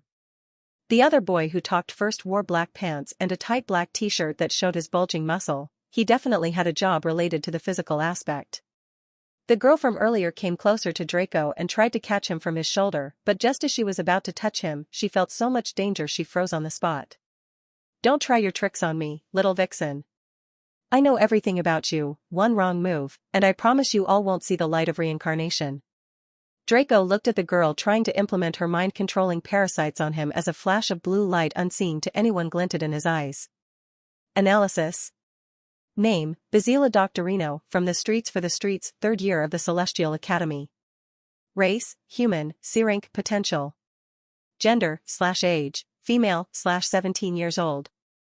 Job, mother of parasites, D-rank, plus 300% int and vit, plus 500% parasite strength, plus 600% training speed. Level, 48. Times evolved, 2. Affinity, blood, E-rank, poison, F-rank, parasites, E-rank. Immunity, poison, F-rank, parasites, E-rank. Health, top condition. 4,835, 410/4, 835, 410. Stamina, 1,647, 750/1, 647, 750. Mana, 5,784, 670/5, 784, 670. Combat power, 180,976, mid-C rank, mid-stage 3. Zyro. Racial traits, improve, adapt, overcome. Personality traits, overly inflated ego and chest, ho ho ho, no no no, likes big things, pervy little slut, likes it from the A, likes them fresh, cherry popper, not so picky, likes them muscular. I, Draco Valenstein, hereby announce that I have devouring standards and refuse to absorb this piece of shit. Draco looked at the girl in disdain after analyzing her. "Why are you looking at me like a worn-out sock, hun? Don't you like what you see?" she said as she struck a seducing pose. Unfortunately for her, it only worked on the 2 beside her. Now, would you like get you hands of my Alex?" Draco 2 acted his part and hugged Draco 1 in his Felicia form. Damn, this feels weird. Draco thought as he got away from his other self. He couldn't feel comfortable on that pose. Tisk, 2 tongues clicking were heard, one from Jose Basila, and the other from Draco 2, aka Felicia. "No fun. Whatever, I have other things to do." Basila looked around here, trying to look for other prey or to see if someone had already taken action so she wouldn't stick out from the crowd if she were to move right here, but finding no one moving yet, she turned around and left Draco alone. "Humph, she was so annoying, that hoe," Draco 2 said. They had to act their parts and not attract any unwanted opinions from the dozens of students analyzing and spying on them. "Don't mind her, Felicia, as long as she doesn't go beyond my warning, I don't care. Hey you guys, I just found a cool katana." Draco 3, Sato, suddenly jumped in. Everyone knew he was a katana enthusiast and he had to act the part. Can't be left out, can't be left out, Draco 3 thought. Obviously, the personalities were the same, but Draco could act well. As a wise man once said, to fool your enemy, you must first make a fool of yourself, Sun Tzu. Phuck. Michael. Wake up. Michael. Suddenly a loud sad voice was heard coming from the north side of the clearing. Dracos looked at the young man who was kneeling and holding his dead friend with a face that could speak records of their relationship. Of course, had one not known that the most likely to have done the dead was the one crying right now. Who did it? Which son of a bitch did it? Boom. A pillar of flames and aura exploded out from the crying youth. His acting was impeccable, as his red eyes looked ready to kill even his parents to avenge his friend. I'm starting to believe he's innocent. Welp, none of my business. I have fresh prey over there. Can't let a potential good power-up rot. Draco thought in his mind. But I can't just disappear right now. Let the chaos unfold, and at the right time I shall start my plans. Meanwhile, Draco's main body was close to where he separated from his clones. He was standing right in front of the leader of a tribe of kobolds. The unsuspecting little dog was eating a rabbit leg with a kobold beauty in each lap, living the luxurious life of a monster tribe leader. Not knowing that disaster was grinning next to him. Draco stood there looking in joy and amusement at the effectiveness of his chaos language. Such a level of absurdity was unimaginable for him a couple of days ago. He was thinking about the best way to bring this tribe to ruin while still having fun. He could play the role of a ghost, a devil, a disease, the beauty in the leader's arm, anything he wanted, but he wanted to see the look of terror in the kobold's eyes as he watched everything crumble in front of him. Unfortunately, Draco didn't have such time. His clones were already moving, and he suspected they would summon him very soon, so he had to think of another quick way. Dad. Check this out, I made my first weapon. Suddenly, the door to the wooden hut opened, and a kobold kid entered while shouting to get his father's attention. Oh ho, my sweet child, come here. Once the tribe leader saw his child, he threw the kobold beauties on his lap out of the way and welcomed his child with open arms and a warm smile. Is this a good or bad father, I wonder? Draco thought. Tell me, how did you do it? The leader asked, still with his very warm, fatherly smile. Well, it was like this. And the child enthusiastically replied. But, Draco? He wasn't paying attention to whatever was said because he just thought of something devilish that might just give the tribe leader a heart attack without him even putting a hand on him. A few minutes later, the child jumped off his smiling father's lap, eagerly left the house, and strolled out, looking for his friends to brag, unaware of the demon following behind him. Suddenly, the little child made a sudden turn and entered an empty street to reach his friends faster. He always took this path, and his father was the tribe leader. What could possibly happen, right? Right? Hello there, little kid, Uncle Draco here has some candy for you, do you want it? The little kobold looked at Draco, who appeared out of nowhere in intrigue. He wasn't scared, he was the son of the tribe leader. Who are you, mister? What's candy? He asked. I remember asking that same question, haha, those were the good days, I miss Karina. Draco suddenly said this before he slowly walked toward the kid. Who's Karina, mister? Haha, just a little, very kind, very pretty, very warm. Very loving. Ha, the best body pillow one could ask for. Draco sighed and said his mind was full of happy memories about this specific body pillow. It was his light in the darkness, the warmth in the cold, the source of his motivation. Unfortunately, it suddenly disappeared one day. Wasn't it like the day before he died? Strange, anyway, the candy. Here, this is candy. Draco opened his arm and told the kid with a wide grin on his face. But it's empty, WAAH. The kid looked up to see Draco's face and was scared to death. That devilishly handsome evil smile sent shivers down the spine of the little kobold. Yeah, I know, make sure to never trust a stranger in your next life, kid. I know it doesn't end well, and you will experience it firsthand. He said before slicing his head in one slash, silencing him once and for all. Devour. Devouring in progress, Epsilon Royen. Looking at the panel, Draco wasn't surprised that it was almost empty, so he just transformed into the child and proceeded to destroy the village for fun. The first thing he did after getting the memories was to go towards the kid's friend. Hero, you're here. One of the 3 kobold kids was playing with a pile of sand, his orange eyes looking serious, and his fluffy fox ears notified him of Draco's arrival, and he rose up, dusting his orangish fur and simple blue clothes made out of leather. Let's play. Let's play. A little girl jumped up and down in excitement when she saw Draco. We've been waiting, come on. The last girl said she looked the oldest or most mature out of the lot. Sorry, I just found this pretty jewel kind of thingy and I had to bring it, but guess what? Draco replied before he copied Hero's smile and took his sword. What's that? Where did you get it? The kid asked. I made it. Draco smiled and said proudly. Whoa, how did you dash? Forget your guy talk, show me the gem. The gem. The first girl cut the boy's question midway and asked about the gem Draco talked about. Hey, we were talking about dash. The little kid tried to ask again about the sword, but... Yes, show us the gem, you can have your boring boy talk later. The smart girl cut him and said. The kid and Draco looked at each other before they shook their heads, and Draco took the spatial bomb out of his bosom pocket. Here. He handed it over to the enthusiastic little kobold girl. Woo. It's so pretty, she said with sparkling eyes. Hey hero, do you know where we can find other gems like this? The smart girl asked while not taking her eyes out from the gem, which helped her not see Draco's grinning face and develop a trauma for however short her life would be. Yes, I know, follow me, we can decorate the entire village with them. Draco quickly cleared his face of the grin, wore a casual kid face, and turned around to lead the trio to where he would put a bunch of spatial gems he was just making now. Truthfully, he never thought of surrounding the entire villages with the spatial bombs. He had to admit the little girl is quite smart, keek. Here, once Draco took them out of the village and walked a bit further, he threw out a bunch of spatial gems from inventory. This is where I found them, he said with a grin that others didn't see yet. Wow, so many. Can I take one home? Can I? The first girl jumped at the gems and looked at Draco with sparkling eyes while begging him. Of course, everything is yours, Aqua, he said with a warm smile. The smart girl, however, was looking at him strangely. They always hung out around this spot and never found such gems, but now they did. Oh well, they're pretty, so who cares?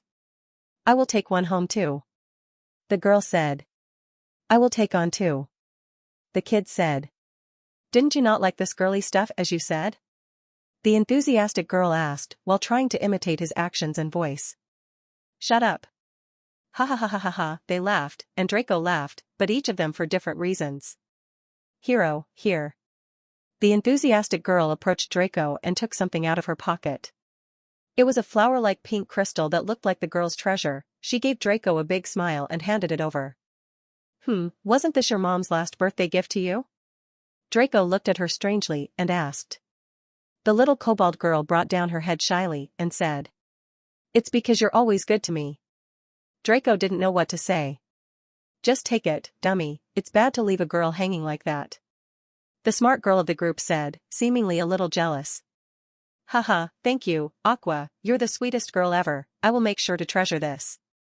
Draco took the pink flower crystal and immediately put it in his inventory. Then he pats Aqua softly with a warm smile, but on the inside, I've reached the Academy's gathering spot, things will get hectic soon, I have to move. About time we decorate the village with these, don't you guys think? Let's do this, the fastest one to finish decorating his part of the village wins. Draco suddenly looked at the group and said. The trio was immediately motivated as the kid jumped to grab however many space bombs he could and started running towards the village, with a few falling here and there. The smart girl looked at this and sighed before she went back to the village, probably to look for something to store as many bombs as possible. Aqua, however, didn't know what to do looking at the girl and the boy, and lastly, Draco, who smiled and shrugged, grabbed some bombs and went towards the village. He could create however many he needed, so he just went towards the village. Aqua looked at him and then grabbed as many bombs as she could and followed him like a duck. Once Draco and Aqua entered the village, they separated. He went right and she continued forward to reach her zone. And so the squad spent a good few minutes throwing bombs all around the village. Obviously, Draco finished first, second, came the smart girl, Mary, then Aqua, and lastly, Swift, the last kid.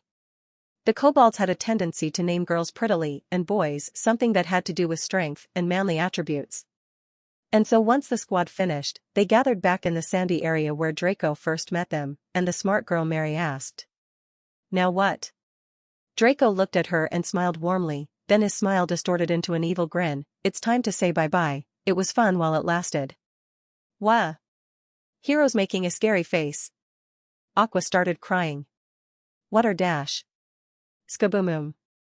The entire village suddenly lit up with a silver light, space elements and mana danced in joy, then compressed and contracted all around the locations where the bombs were placed, and a reaction was formed that allowed the bombs to explode like fireworks on the ground. Yen. You've killed a kobold, F rank, stage 0, LVL 3, plus 0.003 XP, 30 gold. You've killed a kobold, F rank, stage 0, LVL 2, plus 0.002 XP, 20 gold. You've killed a kobold, F rank, stage 0, LVL 5, plus 0.005 XP, 50 gold. You've killed a kobold, F rank, stage 0, LVL 56, plus 0.056 XP, 560 gold. You've killed a kobold, X157. Now let's see his reaction. Draco didn't even take a second look at the corpses of the kids and turned around to look at the leader's home. It's important to note that what remained of the village were mere ruins, and there were no survivors aside from the Irank tribe leader. The destructiveness of each individual spatial bomb was added to the mess, turning the entire village into a death zone aside from the center, which Draco guessed was far enough to allow for a weak Irank being such as the tribe leader to barely survive. A few seconds later, the wooden house where the leader was, which wasn't anymore, suddenly burst out a few wooden pieces and a mangled figure that was barely alive appeared from it. He looked around and then rushed towards the only being he could feel. Reaching Draco, the leader's eyes opened wide. Hero, my sweet child, why you're fine. Ho ha, thank Mother Forest, come here, my dear child, as long as you're alive, we can rebuild everything. Come to me, let's go, we can't survive for long in this. Ha, let's, hero? The leader spoke and sighed and looked around, then back at Draco, and just as he was going to tell him, let's go, he was stunned by his child's grin. It was evil, it wasn't something his sweet child would ever do or show him. Your child is no more, I killed him, in fact, I used his body to destroy this village. Draco said before he slowly transformed back. It's about time I teleport to my clones, but first, let's see his reaction. He thought in anticipation. Why you, why? My tribe, my women, my treasures, my child. The leader's legs went lumpy, and he fell on his knees, looking at Draco in utter disbelief and confusion. You're strong, stronger than me, stronger than anyone I've seen, so why? For what reason would you come to my small tribe and destroy everything I have? He asked with blood and tears flowing from his eyes. Why you ask? Obviously for fun, but I am disappointed. Draco answered before he shook his head. Fun? Disappointed? Huh? Ha ha ha ha ha ha ha ha ha ha. The leader laughed hysterically while looking at the sky, his entire life flashed before his eyes, and finally. Thud.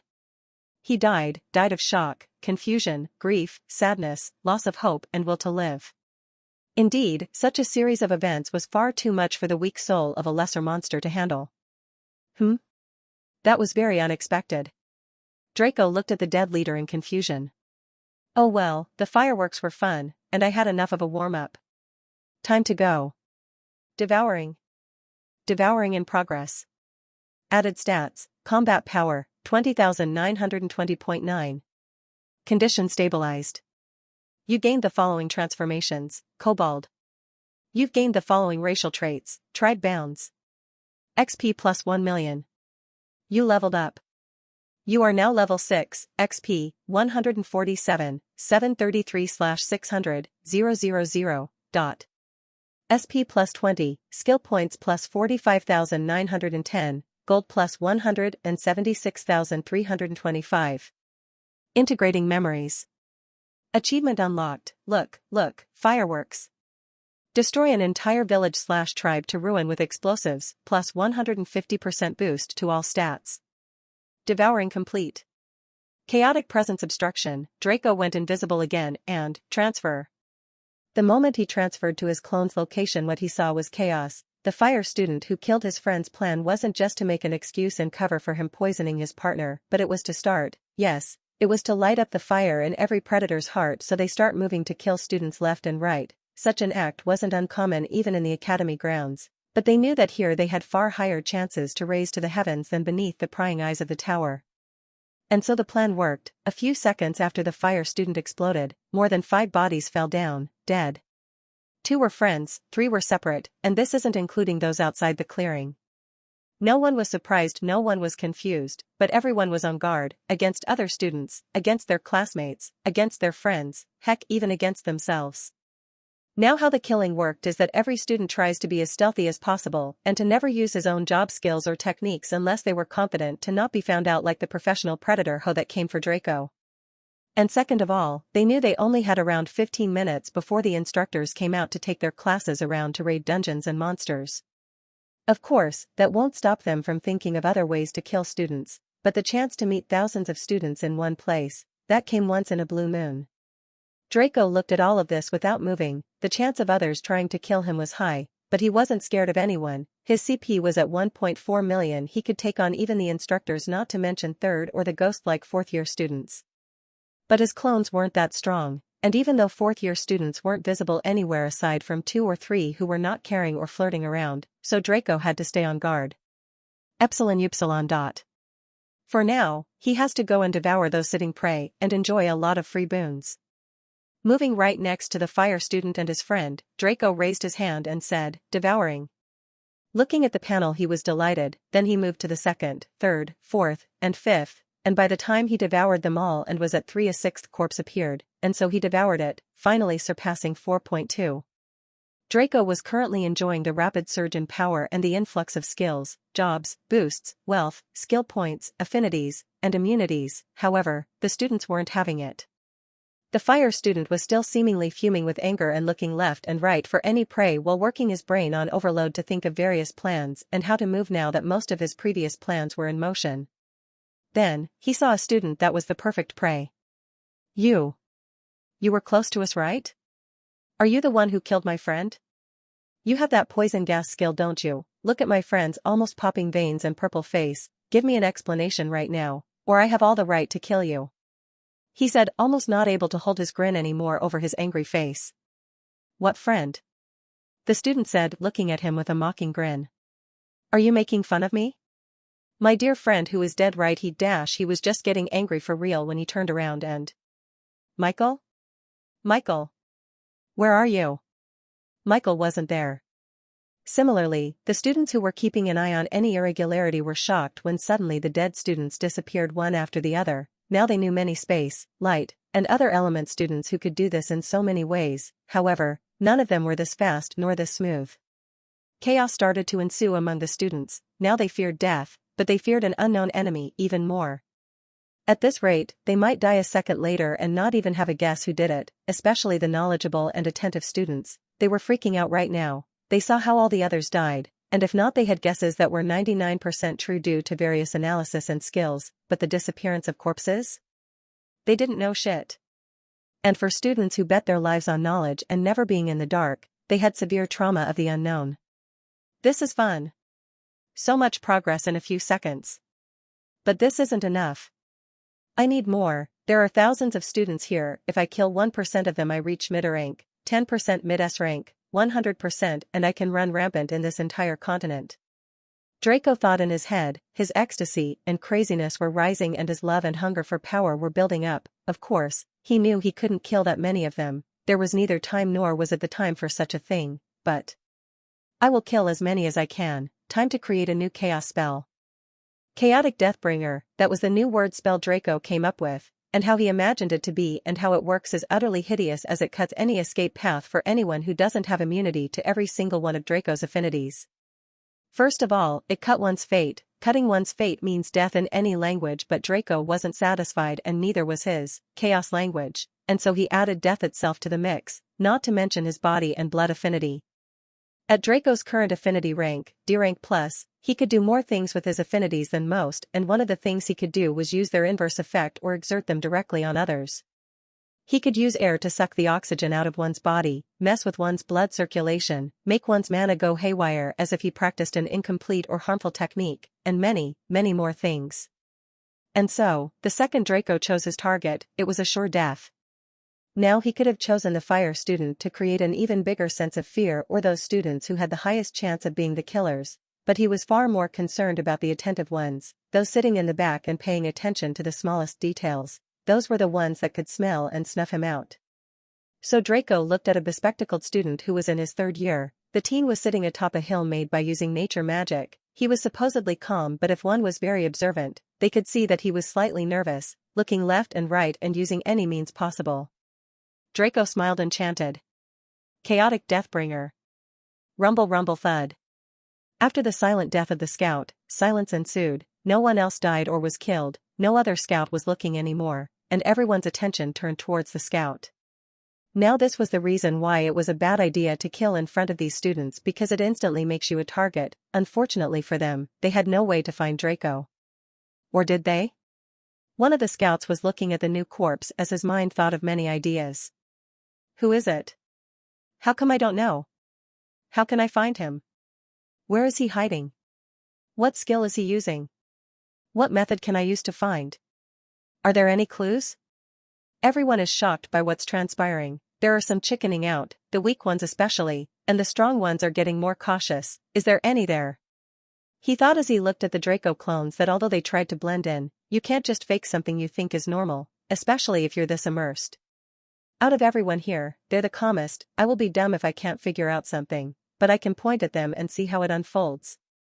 Everyone. I know who did it, it's a dash. Chaotic Deathbringer. Thud. You've killed Pedro the Natural Scout, D rank, Stage 2, LVL 21, plus 210 XP, 2210 gold, square root, right angle epsilon rho dot. Now, I would love it if you kept your mouth shut. Draco spoke. Fortunately, he killed him quickly, otherwise. This bastard. Draco shouted. Even though he died, he was still pointing at Alex and company. All the others looked at them, but the Draco clones played dumb. What are you guys looking at? Do you want me to squash you to bits? Felicia looked annoyed and started yelling at the students who looked at her. Are you guys dumb or what?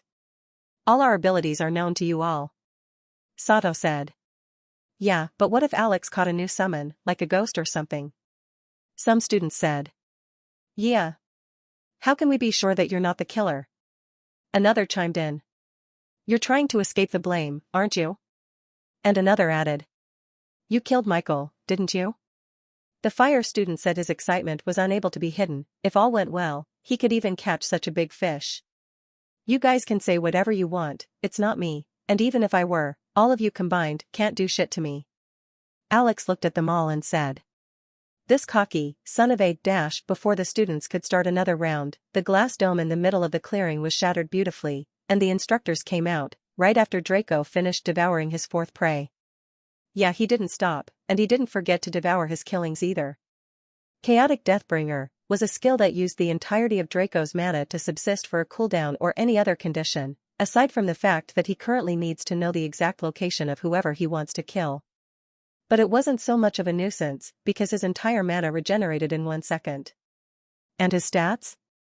Well, one had to know how much he gained in total. Out of 10 devouring targets, 6 were third years, 4 were second years, no fourth year yet, and first years weren't allowed in this event aside from the top 100, and Draco wasn't interested in those, and neither were other students. Might better let the sheep fatten up. Before he started devouring, he was at 1.4 million, now? He was 9.6. This was without the possible additional increase of the devoured's jobs and affinities. Draco was now definitely the strongest here in the clearing, instructors included. A single sentence and they're dead. Aside from the earlier restrictions, Chaotic Deathbringer could also only kill 1 person per second, but that person could have a maximum of 5 times Draco's combat power, so currently Draco could kill mid-rank beings without batting an eye. So, he was looking very forward to a chance where he could kill an instructor. Not to forget, he now had the aggro of the entire student army in the clearing, not what he wanted, but just what he liked. The second the instructors appeared, all the students lined up. No one made a sound, no one brought up the dead, no one did anything anymore. Even Draco's main body was floating comfortably in the sky while watching. Now this much was just to show how much respect these instructors and the academy held in the students' hearts. Listen well, students, many of you have formed groups and exterminated a lot of tribes of monsters and dungeons these past 3 days, and as we have informed you before, we will now move as entire groups led by one instructor to raid higher-ranking tribes close to the inner zone of the forest. The bespectacled professor who was leading the rest stood in front and spoke in a commanding and low voice that, through magic and enhanced senses, reached the ears of everyone in the clearing. As you've seen before, almost every single monster tribe is constituted of F-rank monsters and a single E-rank leader. These are called E-rank tribes. However, that is because you were stationed all around the outskirts of the forest, but from this clearing onwards is just D-rank tribes and upwards to C, and most leaders of these tribes can easily kill a bunch of second or third years. Even fourth years will have problems dealing with them, so that is why we as instructors will lead the raids to make sure you can grow faster, but if you die, there's nothing we can do for you. Now students, you will follow your instructors and for 7 days exterminate as many tribes as you can to gain experience and hopefully evolve before your 4th year. These kinds of events do not come often, so make good use of it. That's it, disperse. And so, the students who were already lined with their instructors in the lead, dispersed throughout the entire intersection between the outer and inner cores of the forest. A lot of eyes were picking targets, plans were being formed, and one particular being was grinning evilly. Quest issued. Quest, murder mystery. Quest info, kill as many students as you can without being found out. Quest difficulty, peak C rank, recommended level, peak B rank. Quest progress, 0/1, 245. Quest rewards, depends on host's performance. The Great Empire of Devania, within the Emperor's research room. And, done. The Emperor, who didn't move from his sport for months, finally added the last piece to his construct. Right angle. Theta. If one remembers, it was mentioned that the Emperor was an EX rank being who could evolve at any time but didn't to avoid being transferred to the prison. But this wasn't entirely true, and that is because now I can go to the prison with peace of mind. That is right, the Emperor was planning to go to the prison, now it was a nightmare to others due to reasons like the difficulty for the transcendent rank powerhouses who just broke through, the mission one has to take there in order to get out, and lastly, the time it takes, on average, a being spends thousands of years there, and that is a lot even for a transcendent with an average lifespan of 50k years. But, who was he? He was the savior, the anomaly, the supreme genius. He was the first one to create a device that allowed him to teleport back and forth from the prison and to this room anytime he wanted, as long as it accumulated enough energy, which by his estimation would take 1 month each time. Now this was an achievement, it was a huge one. In fact, he could only spend 1 month here before he had to be transported back, and there were multiple other drawbacks similar to how he could only teleport himself back, meaning he would have to leave his wives, children, and mother here for the current time. But, once he got there, he was certain it won't take him 100 years before he figures out a way to fix all of these problems, and 1,000 years at most to finish whatever he had to do there and proudly come back to expand his empire all the way to the central continent. Something no other race dared to do, but he could, because it will benefit everyone, and he held contact with one of the strongest beings out there that could help him run everything smoothly. Looking at his creation proudly, the Emperor thought of his mother, wives, and children, and smiled. It's been months and beyond pent up. Getting up from his seat, he slowly walked towards the door, opening it to see stairs going upwards. When the Emperor got out, what welcomed him was his empty throne room. He used his senses, and the second he noticed his mother, she did too, and she immediately hid herself. The Emperor was silent. Hiya. Maybe I shouldn't peep at her anymore, he said with a long sigh. His mother, who was a lonely widow in love, was in her beloved's room, without him knowing. Doing something unspeakable, without him knowing. While calling his name again and again, without him knowing.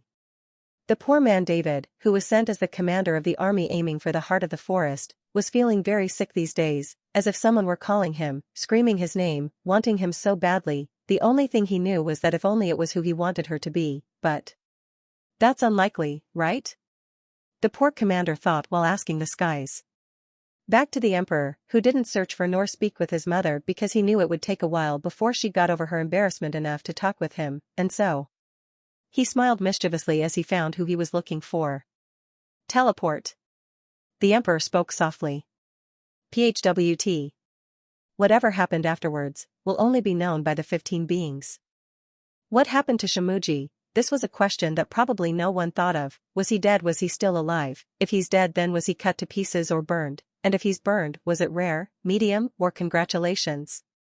Well, that's certainly debatable. Shimuji was a strong enemy for Draco in the morning of his second day, but by the time night came, Draco was capable of beating his ass back to F rank.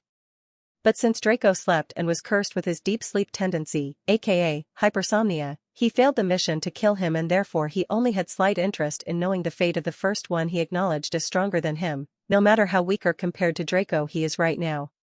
Fortunately for Draco, and to the absolute unfortune of Shimuji and his tribe, they fled, and fled to nothing else but Draco's recently conquered dungeon. Being an F-rank dungeon, Shimuji was planning on conquering it and continuing his foolish goal of purifying his bloodline, which was formed by some notes and techniques he saw whilst stumbling upon a ruin of some fallen civilization inside the forest. Now what happened inside the dungeon? The second as Shimuji entered the dungeon, he was surprised and astonished by its beauty and the richness of fire elements and mana. He was in ecstasy and started laughing. Then a few minutes later, while exploring, they came across Fire Debs. Being the 10k-int shaman that he was with strong fire skills, Shimuji wasn't scared. No, he was excited. Such materials could help him do many things. And so he threw a fireball to test the waters. Now how strong was a Fire Deb? It was by no means weak for an F rank, but its opponent was an E-rank tribe leader. It stood absolutely no chance. However, the fire attack didn't even take a dent in its health, and that's when Shimuji was perplexed. Despite his knowledge, this was something he didn't know, but he quickly connected everything and came to a conclusion. They have immunity to fire. Now this is going to be very troublesome, he thought. But it wasn't too much of a problem. A mana bullet afterward dealt with the Deb. 75 minutes later, slowly exploring and killing, while Draco was marching with the students to find the first D-rank tribe to raid. Shimuji finally killed all the monsters on the first floor and reached the second, but he was frozen in his place when he saw the boss, and without a single other word, accepted his fate. There is no need to say what happened after, but he sure was burned to death, not to congratulations, but to fantastic. And so the ashes were absorbed by the dungeon, effectively sending the goblin and his tribe to reincarnate. 2 whole hours, that's how long it took for the students to reach a D-rank tribe, a tribe of ogres, and let's just say, it looked like a human settlement, a fully fledged village with wooden houses, nice structures, and a small castle made of rocks in the middle for the leader. The students didn't reach or approach the tribe, but they used all sorts of means to think of and locate the best ways and positions to kill the ogres in the most effective way. Of course, only second years were acting, the average third was far stronger than the tribe leader. And so a few minutes later, the students started executing their plans. Draco looked intently as boulders and tree roots surrounded the village, as well as fogs of darkness, summoned monsters, and rays of light, and lighting were being formed outside, inside, and atop the village. Looks like it won't last long. If I want to do something I have to think a bit. Draco, floating above, put his hand on his chin and thought intensively. Hey, system, what does it mean to not be found out? He asked about the quest's restriction. It means not to be associated in any way with any of your clones, and keep your infiltration smooth and clean until the end of the raid. Wasn't I doubted to be the killer when I was in the clearing? He asked. MD right angles I. That was before the quest was issued. All you have to do is to clear any accusations, since if you're found out, the quest ends. Oh, so I will still get a reward? Cool, alright, I've got a plan, but first, I have to close all loose ends. He thought. He looked at Alex and smiled. If I had to act as him, people would get weirded out if he didn't take out any summons, but fortunately, those guys are doing well. He thought as he could see the actions of his summons in the past 2 hours or so, and he had to say, they didn't disappoint. He now had a passive influx of XP, gold, skill points, skill, and all the good and bad stuff, like the racial traits and personalities. Currently, they took out 3 F-rank dungeons, 5 E-rank dungeons, and 2 D-rank tribes, another ogre tribe, and a samurai kobold tribe, as well as 2 E-rank tribes, and 1 D-rank dragohound pack. In total they killed 4,509 beings, 750 being F-rank, 3,751 E-rank, and 9 D-ranks. The XP gained was 5,774,869. Gold, 27,054,000. Skill points, 3,312,950. This was Draco's status now. Status. Name, Draco Wallenstein. Gender, /age, male, /1-year-old. Race, Mana Kithnos, B-rank creature, stage 2. Blessing, Imprisoned Celestial of Fate's Blessing, S Blessing. Host level, 13, XP, 303, 207/1, 300, 000. System level, 1, XP, 550/10, 000. Health, peak condition, harmonious, calm. 14, 002/14, 002 plus 36% HP/SEC.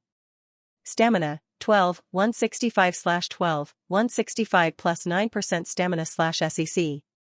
Mana, 14, 145/14, 145 plus 100% MP/SEC. Combat power, 12, mid-stage 5, mid-A rank, city level. 0 status points, 3,453,825 skill points, 30,921,305 gold, available. Nice, but I need more, and I know exactly where to look. He grinned. Draco was grinning as he rapidly moved to come right above a confused and scared champion ogre who was the leader of the tribe. Draco was unfazed by the variety of attacks coming from all around as he flew down, chopped the hand of the ogre, then killed him and smoothly devoured him. Next step, shapeshift. He said, looking at the not worth mentioning 10k CP he got from the ogre. A few seconds later, the champion ogre was in Draco's place, but with a missing hand. I have to give them a handicap, he said jokingly, but in fact, it was just not to raise any suspicions because even a C-rank being will get seriously hurt by such a destructive amount of skills and spells. Ooh, we've got an interesting skill. Draco said as he looked at the devouring panel. It really didn't have much, aside from CP, some racial traits he already had, and Champion's Roar. It could make for an excellent entry. He said as he imagined himself roaring before launching himself at the entire army of students.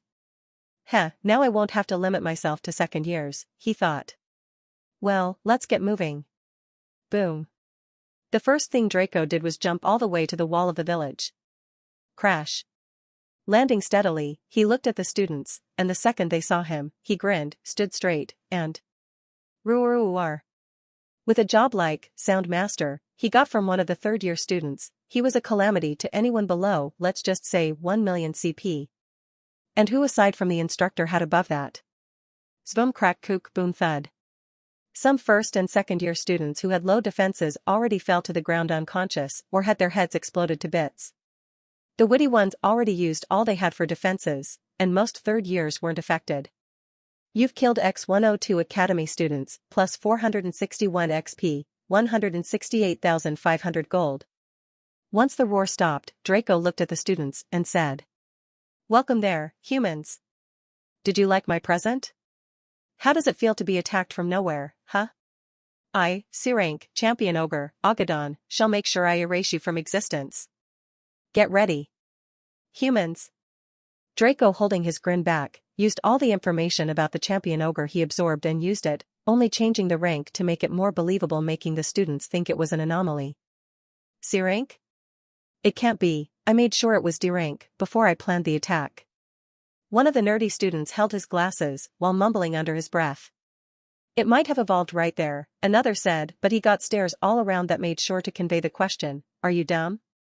He might have had some artifact or skill that hit his real rank, but if that's true, some things make no sense. In any case, we have to bring it down, to avenge our lost con teammates.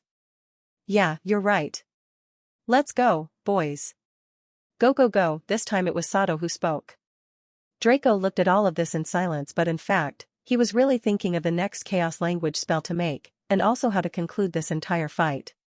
And so he made two conclusions. First, he needed someone with an illusion-based job, and second, he needed a true offensive chaotic spell, but he couldn't use it here since it would be too weird for a champion ogre to use a mix of 21 affinities, and even if they didn't associate him with Alex and co., it will have too many repercussions. And so, using the variety of memories that held so much information, Draco could become a mix of all genius scientists back on Earth. He located a third year with an illusion-based job, basically called Illusion Master, D-rank, a higher rank job of Illusion Mage, E-rank. Draco was going to use his fists this time, and so to account for devouring and not being found out due to similar cases happening to the students before, he was going to make a chaotic skill that just blows his target to smithereens with a single punch, so when he fuses it with devouring it looks like the target disappeared with a punch. Epsilon yen dot. And so he made Chaotic Punch, nothing too hard, but it also had effects similar to Chaotic Presence Obstruction and Chaotic Deathbringer. It was a one-hit kill that made one disappear from existence. Draco took his "I shall make sure I erase you from existence" very seriously. And so after a few seconds of planning and the students ready to unleash all kinds of attacks, Draco jumped once again. BOOM this time, his target was the Illusion Master, who was also cooking up an illusion to screw Draco up. Unfortunately, he won't have much time. Chaotic Presence Obstruction. Where is he? A student who was following Draco with his eyes suddenly saw him disappear and asked. He disappeared. Scouts, hurry up, do your job. We can't find him. No, there he is, Melik, above you. One of the scouts was using his skill to locate Dorak, unable to find him for a second before he reappeared again when Draco cancelled the skill and warned the Illusion Master of Draco. Unfortunately, it was too late. Chaotic Punch, Devouring. Chalk Boom. You've killed Melik Adnan, D-rank, Stage 2, LVL 36, plus 360 XP, 2,360 gold. Oh Mother Portalia. One of the students who saw the scene of the Illusion Master disappearing said. Devouring in progress. Host has gained the skills, Illusion Magic, LVL 14, Camouflage, Illusion Master, LVL Max, Blood Spear, LVL Max, Appraisal, LVL 15, Status Camouflage, LVL 16, Illusion Clone, LVL 5. Added stats, Combat Power, 27,785. Condition stabilized. You gained the following transformations, Melik Adnan. You've gained the job, Illusion Master, D rank. You've gained the following affinities, Illusion, B rank.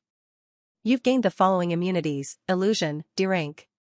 You've gained the following personality traits after filtering, Smiles all the time, Sneaky, Fools yourself to fool your enemy. You've gained the following items, Spatial Storage Halo. XP, plus 191, 450 13, XP, 494, 028/1, 300, 000, dot. Skill points plus 1,170. Integrating memories. Devouring complete. Attention, fellow students. We have an anomaly here, please remain cautious and use all your defenses at all times, expand your mana and stamina wisely, and beware. Finally, after what seemed like forever, the fourth-year students showed up. They immediately took the lead when seeing a situation such as this, and one of them gave advice to their juniors. Unlike the first to third-year students, fourth-year students had some good experiences as they started going into raids from the latter half of their third years in places like dungeons, ruins, danger zones like the forest, and other such places, and they even spent their entire fourth-year students put into action everything they've learned. Finally they come out as proud graduates of the #1 academy in the great cursed world of Portalia. And for your information, fourth-year students weren't a few, but they were widely separated as a single one of them could take on a C-rank tribe, but now they were following the raid. Draco really had to deal with some troublesome foes, while also making sure he didn't show above peak C-rank power so as not to catch the instructor's attention and make things harder for himself. Not because the instructor is going to be a hard fight, no, it will be an insta-kill, but it will be harder for him to kill a dozen thousand students with all kinds of slippery skills, and it won't be fun. Anyway, now that he got the illusion magic skill, everything is set in place, all that's left is to let loose. With an evil grin inherited from Shimuji, Draco set sight on the closest target to him. FWSHH. Chaotic Punch. BOOM. You've killed Dan Dayton, D rank, Stage 2, LVL 29, plus 290 XP, 2,290 gold. You've killed Samuel the Holy Knight, D rank, Stage 2, LVL 48, plus 480 XP, 2,480 gold. You've killed Pablo Jaguar, E rank, Stage A, LVL 52, plus 5.2 XP, 1,520 gold. You've killed Scarlet the Shadow Assassin, D rank, Stage 2, LVL 35, plus 350 XP, 2,350 gold. Devouring in progress. 1 hit 4 kills. Now the problem with the first kill was that the target was hit from above, thus, all the destructiveness was concentrated on the ground, and let's not talk about how that area was right now. All that's needed to be known is that when Draco hit his target directly, 3 others as far as 10 meters behind him in a straight line were erased from existence, and no one else was hit in the process. Are you humans all this weak?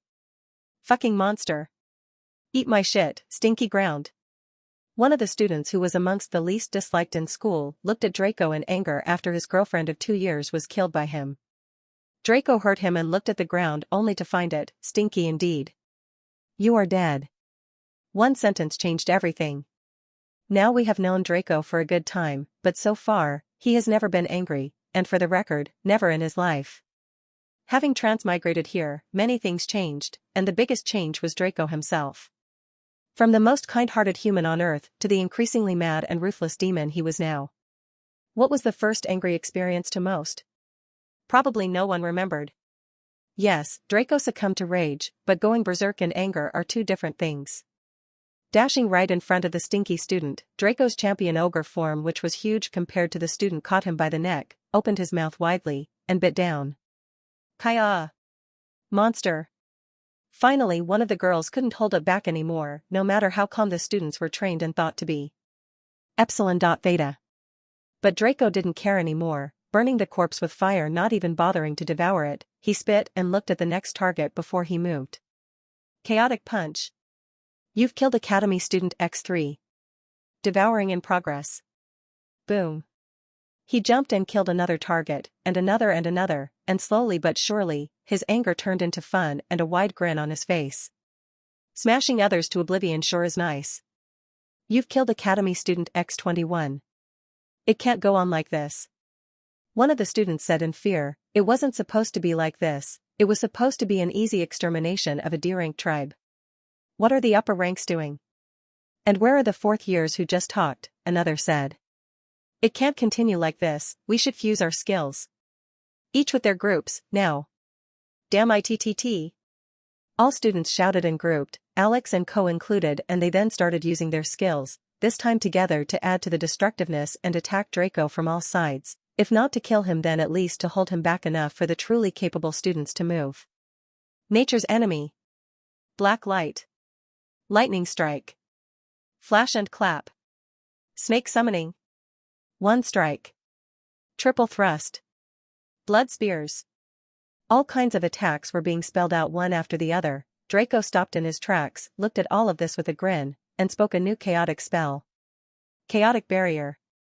Zing. Unseen to any, felt by all, a barrier was now protecting Draco, and it wasn't any barrier, it was a barrier that broke a fine line between affinities and immunities. Instead of using Draco's immunities to defend, it used his affinities, and thus, Draco was protected from more than 25 elements and concepts instead of 10 or so. Boom, crash, crack. As all kinds of attacks were launched at Draco, a few dozen meters behind the students, two students were sitting on top of a tree branch. One of them was shot with a black top and shorts. His hair was dark as the night and his eyes were those of dead fish. He had an entertained look on his face as he focused only on Draco, disregarding everything else while swinging his legs. The other student was quite tall and handsome, blonde hair, orange eyes, a red hoodie, and black pants. Unlike the shorty, he wasn't paying attention to Draco but rather to everything else around him. Hey, Nathan. The short student suddenly talked. Yes, Shiro, the blonde named Nathan replied. I like this guy, can I kill him? Shiro asked. Yeah, don't ruin him too fast, otherwise you will throw a tantrum again. Boring. Well, whatever, he looks strong, I bet he will last longer than the others.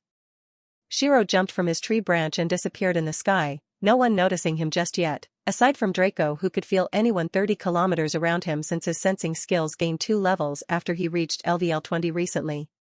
Round after round of attacks was launched at Draco, but they did nothing until Draco purposefully brought down his barrier to take in some damage because he knew he would be fighting an opponent that would be hard for the current him to win against, him as a peak searing champion ogre.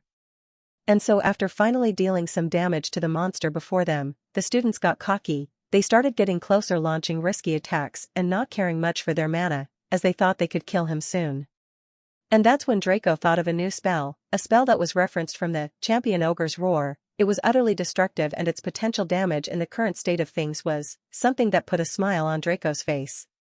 Chaotic Roar is what it was called. The good thing with chaotic language spells is that they couldn't be analyzed and no one could guess what elements or concepts were used in them. They appeared as colorless and purely physical and supernatural phenomenons, maybe not even needing mana to function, but that was totally an illusion as they needed at least 3 affinities to function.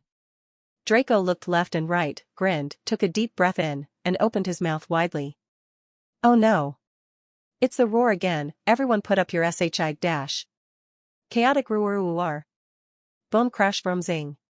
Space was distorted, bodies exploded, grounds opened, clouds upturned, trees unrooted, and corpses disappeared.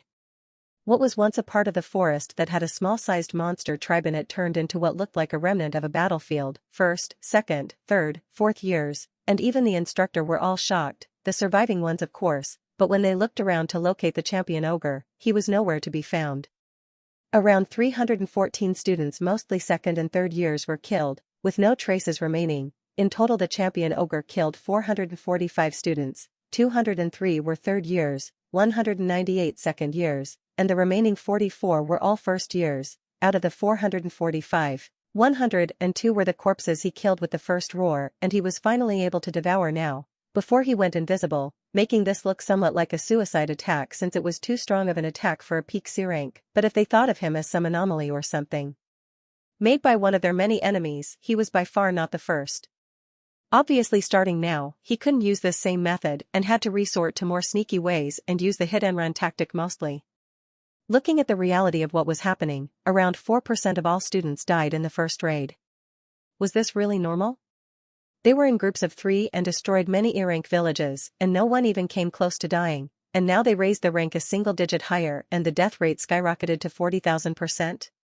It makes absolutely no sense, and they thought this all their years in school. It shouldn't be this hard. Calm down, students, I know what you're thinking, but this case was an anomaly. The boss was a peak C-rank monster, and it would be one of the strongest enemies if not the strongest you will face while in this forest. This was merely a case of extreme unluck. We shall proceed forward cautiously, and in the case of another anomaly, I shall make a move. The instructor, who was nowhere to be found during the battle, finally appeared in the air with white wings like a messenger of the Celestials. After her words, most students sighed in relief. Most, because one of them was fuming in anger, boredom, and disappointment. Why? I didn't even get to fight. Shiro was kicking the ground as he pouted cutely. Anyone would have giggled and laughed happily if not for the scene where the ground was caving and cracking with each kick. This was certainly a fourth year. A mythical creature that could only be seen when the dean appeared. A second later, the fourth year's shirt was caught from behind by something invisible and was fished upwards until he disappeared from everyone's view. Appearing in the tree branch where Shiro and Nathan first were, Shiro looked at Nathan with angry eyes and said, "Why did you use your puppeteer skill on me? I would have returned either way," he fumed. "Not before killing someone to calm yourself down, no." Nathan calmly replied. "Humph. Sue, did he die?" He suddenly returned back to his cheerful self and asked. "I don't know, he just disappeared, but whoever that was, he definitely isn't the champion ogre." Nathan replied. "Yeah, interesting, that means I have a chance to fight him in the future." Shiro said. "Yeah, but you're definitely not an opponent to him. Whatever he isn't a prey for you, and probably not even the instructor. As for the reason why he's going so far as to kill students, it must have something to do with how they disappear right after their death," Nathan said. Suddenly he opened his eyes wide and turned to look behind him. He found nothing, but before he could sigh in relief, he looked to his left to find Shiro dead. "I didn't want to kill any fourth years this soon, since that will definitely have consequences I'd rather not mess with, but, you're too smart." Right behind Shiro's dead corpse, Draco in his true form was floating upside down with a wide evil grin. Motherfeud dashed before Nathan could say another word. Chaotic Deathbringer. Thud. As I thought, making a chaotic language spell for scouting turned out to be the best decision ever. Letting someone like this alive will definitely put a hole in my plans, Draco thought. Well, on to the next group, he thought with a grin. Draco wasn't dumb enough to camp on a single group. There were more than a few, and he should give the groups a chance to think that they were just unlucky, and after a few rounds of changing groups, he would go back to the first one, wreak some havoc in new ways and see how it goes before planning forward. Now the question is how he will find the groups. Well, it was a simple use of magic to track one's location by using skills. Draco had enough time to put tracking spells on the entirety of the student army without anyone noticing. Looking at the two corpses below him, Draco sighed. These two could have had a part of their own where they could be shown as strong individuals and put a fight against him. Unfortunately, he grew too fast too quickly, and now, only the strongest of the army sent here could really put a fight against him.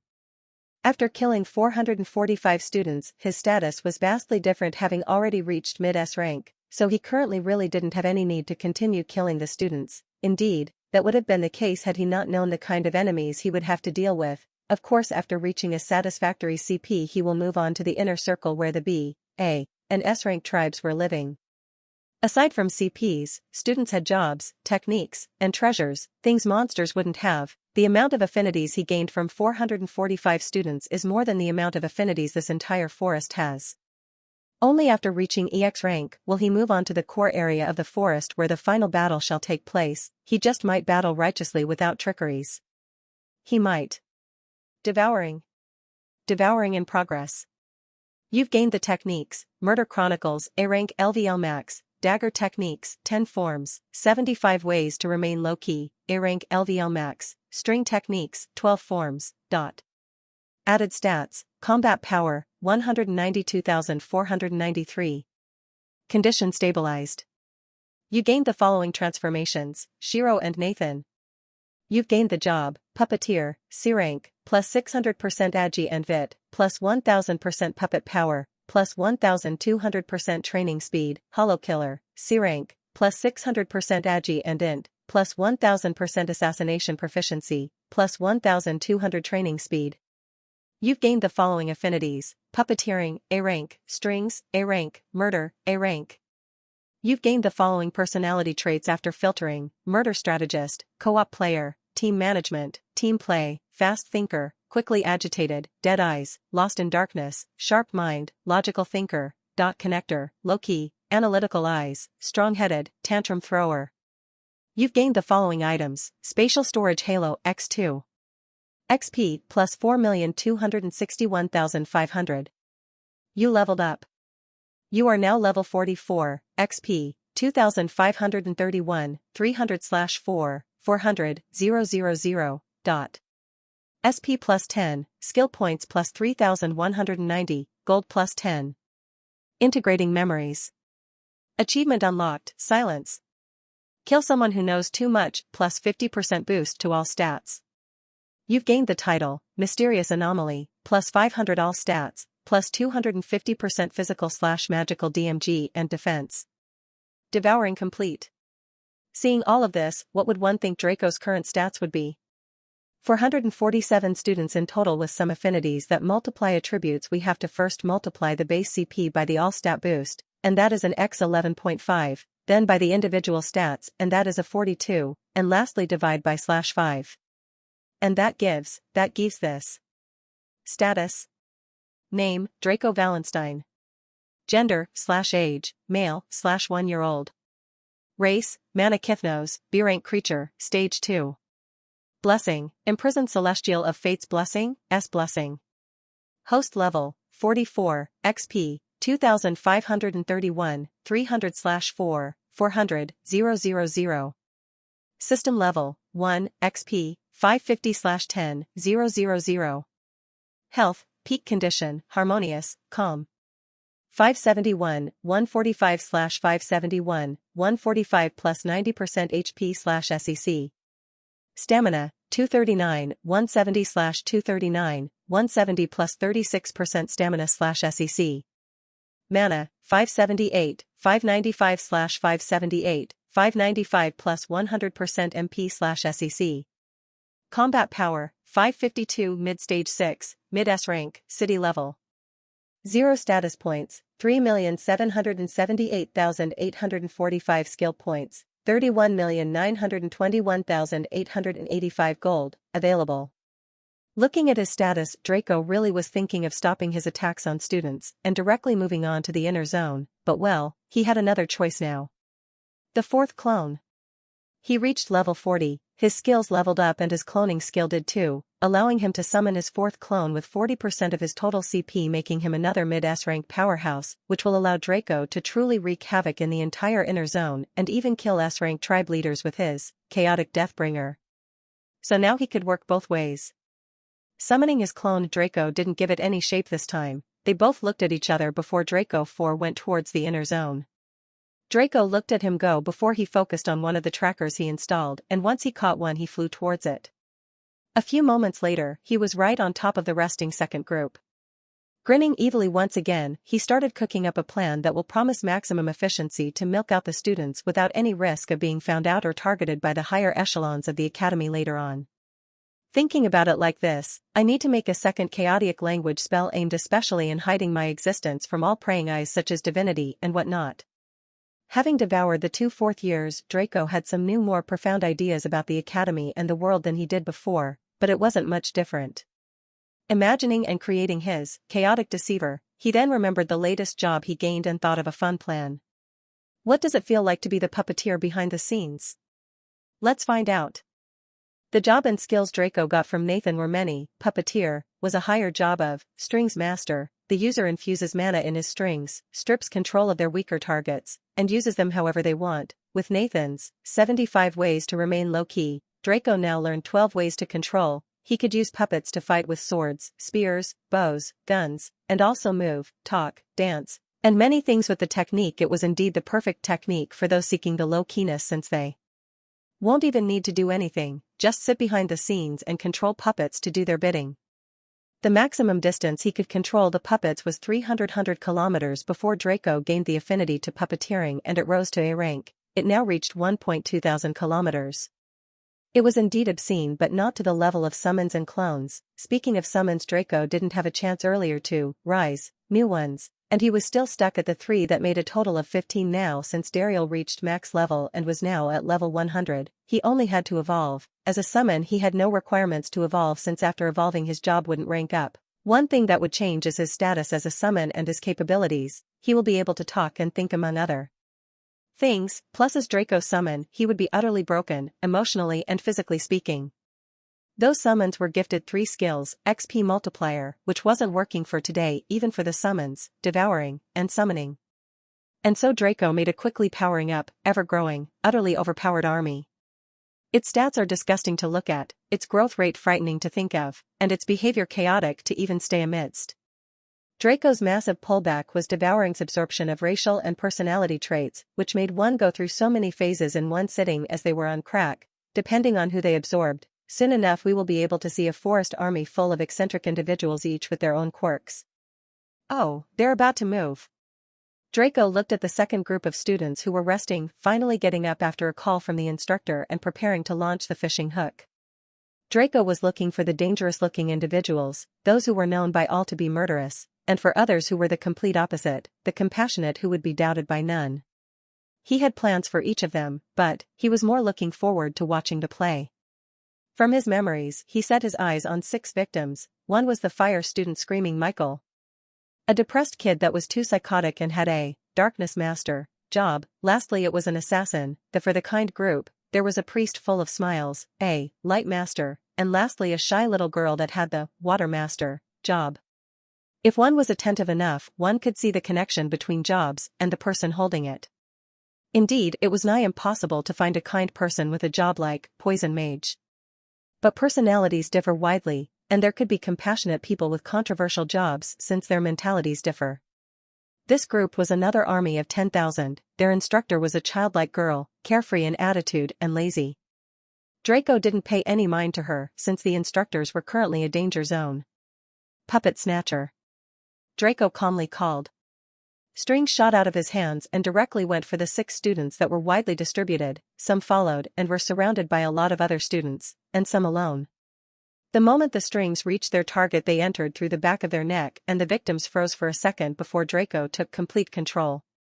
Now the downside of puppet control, something that Nathan perfected completely, was that you need to know who you're controlling, their habits, way of talking, personality, and everything else, so you're not found out. Nathan did the research needed, so Draco didn't have to.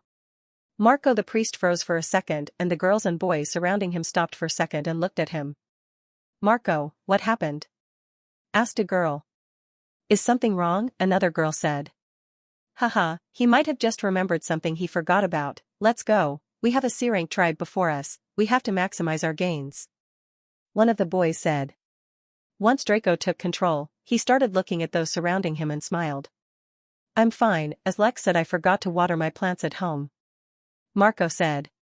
Oh yeah, you told me that earlier, then it's fine, let's continue.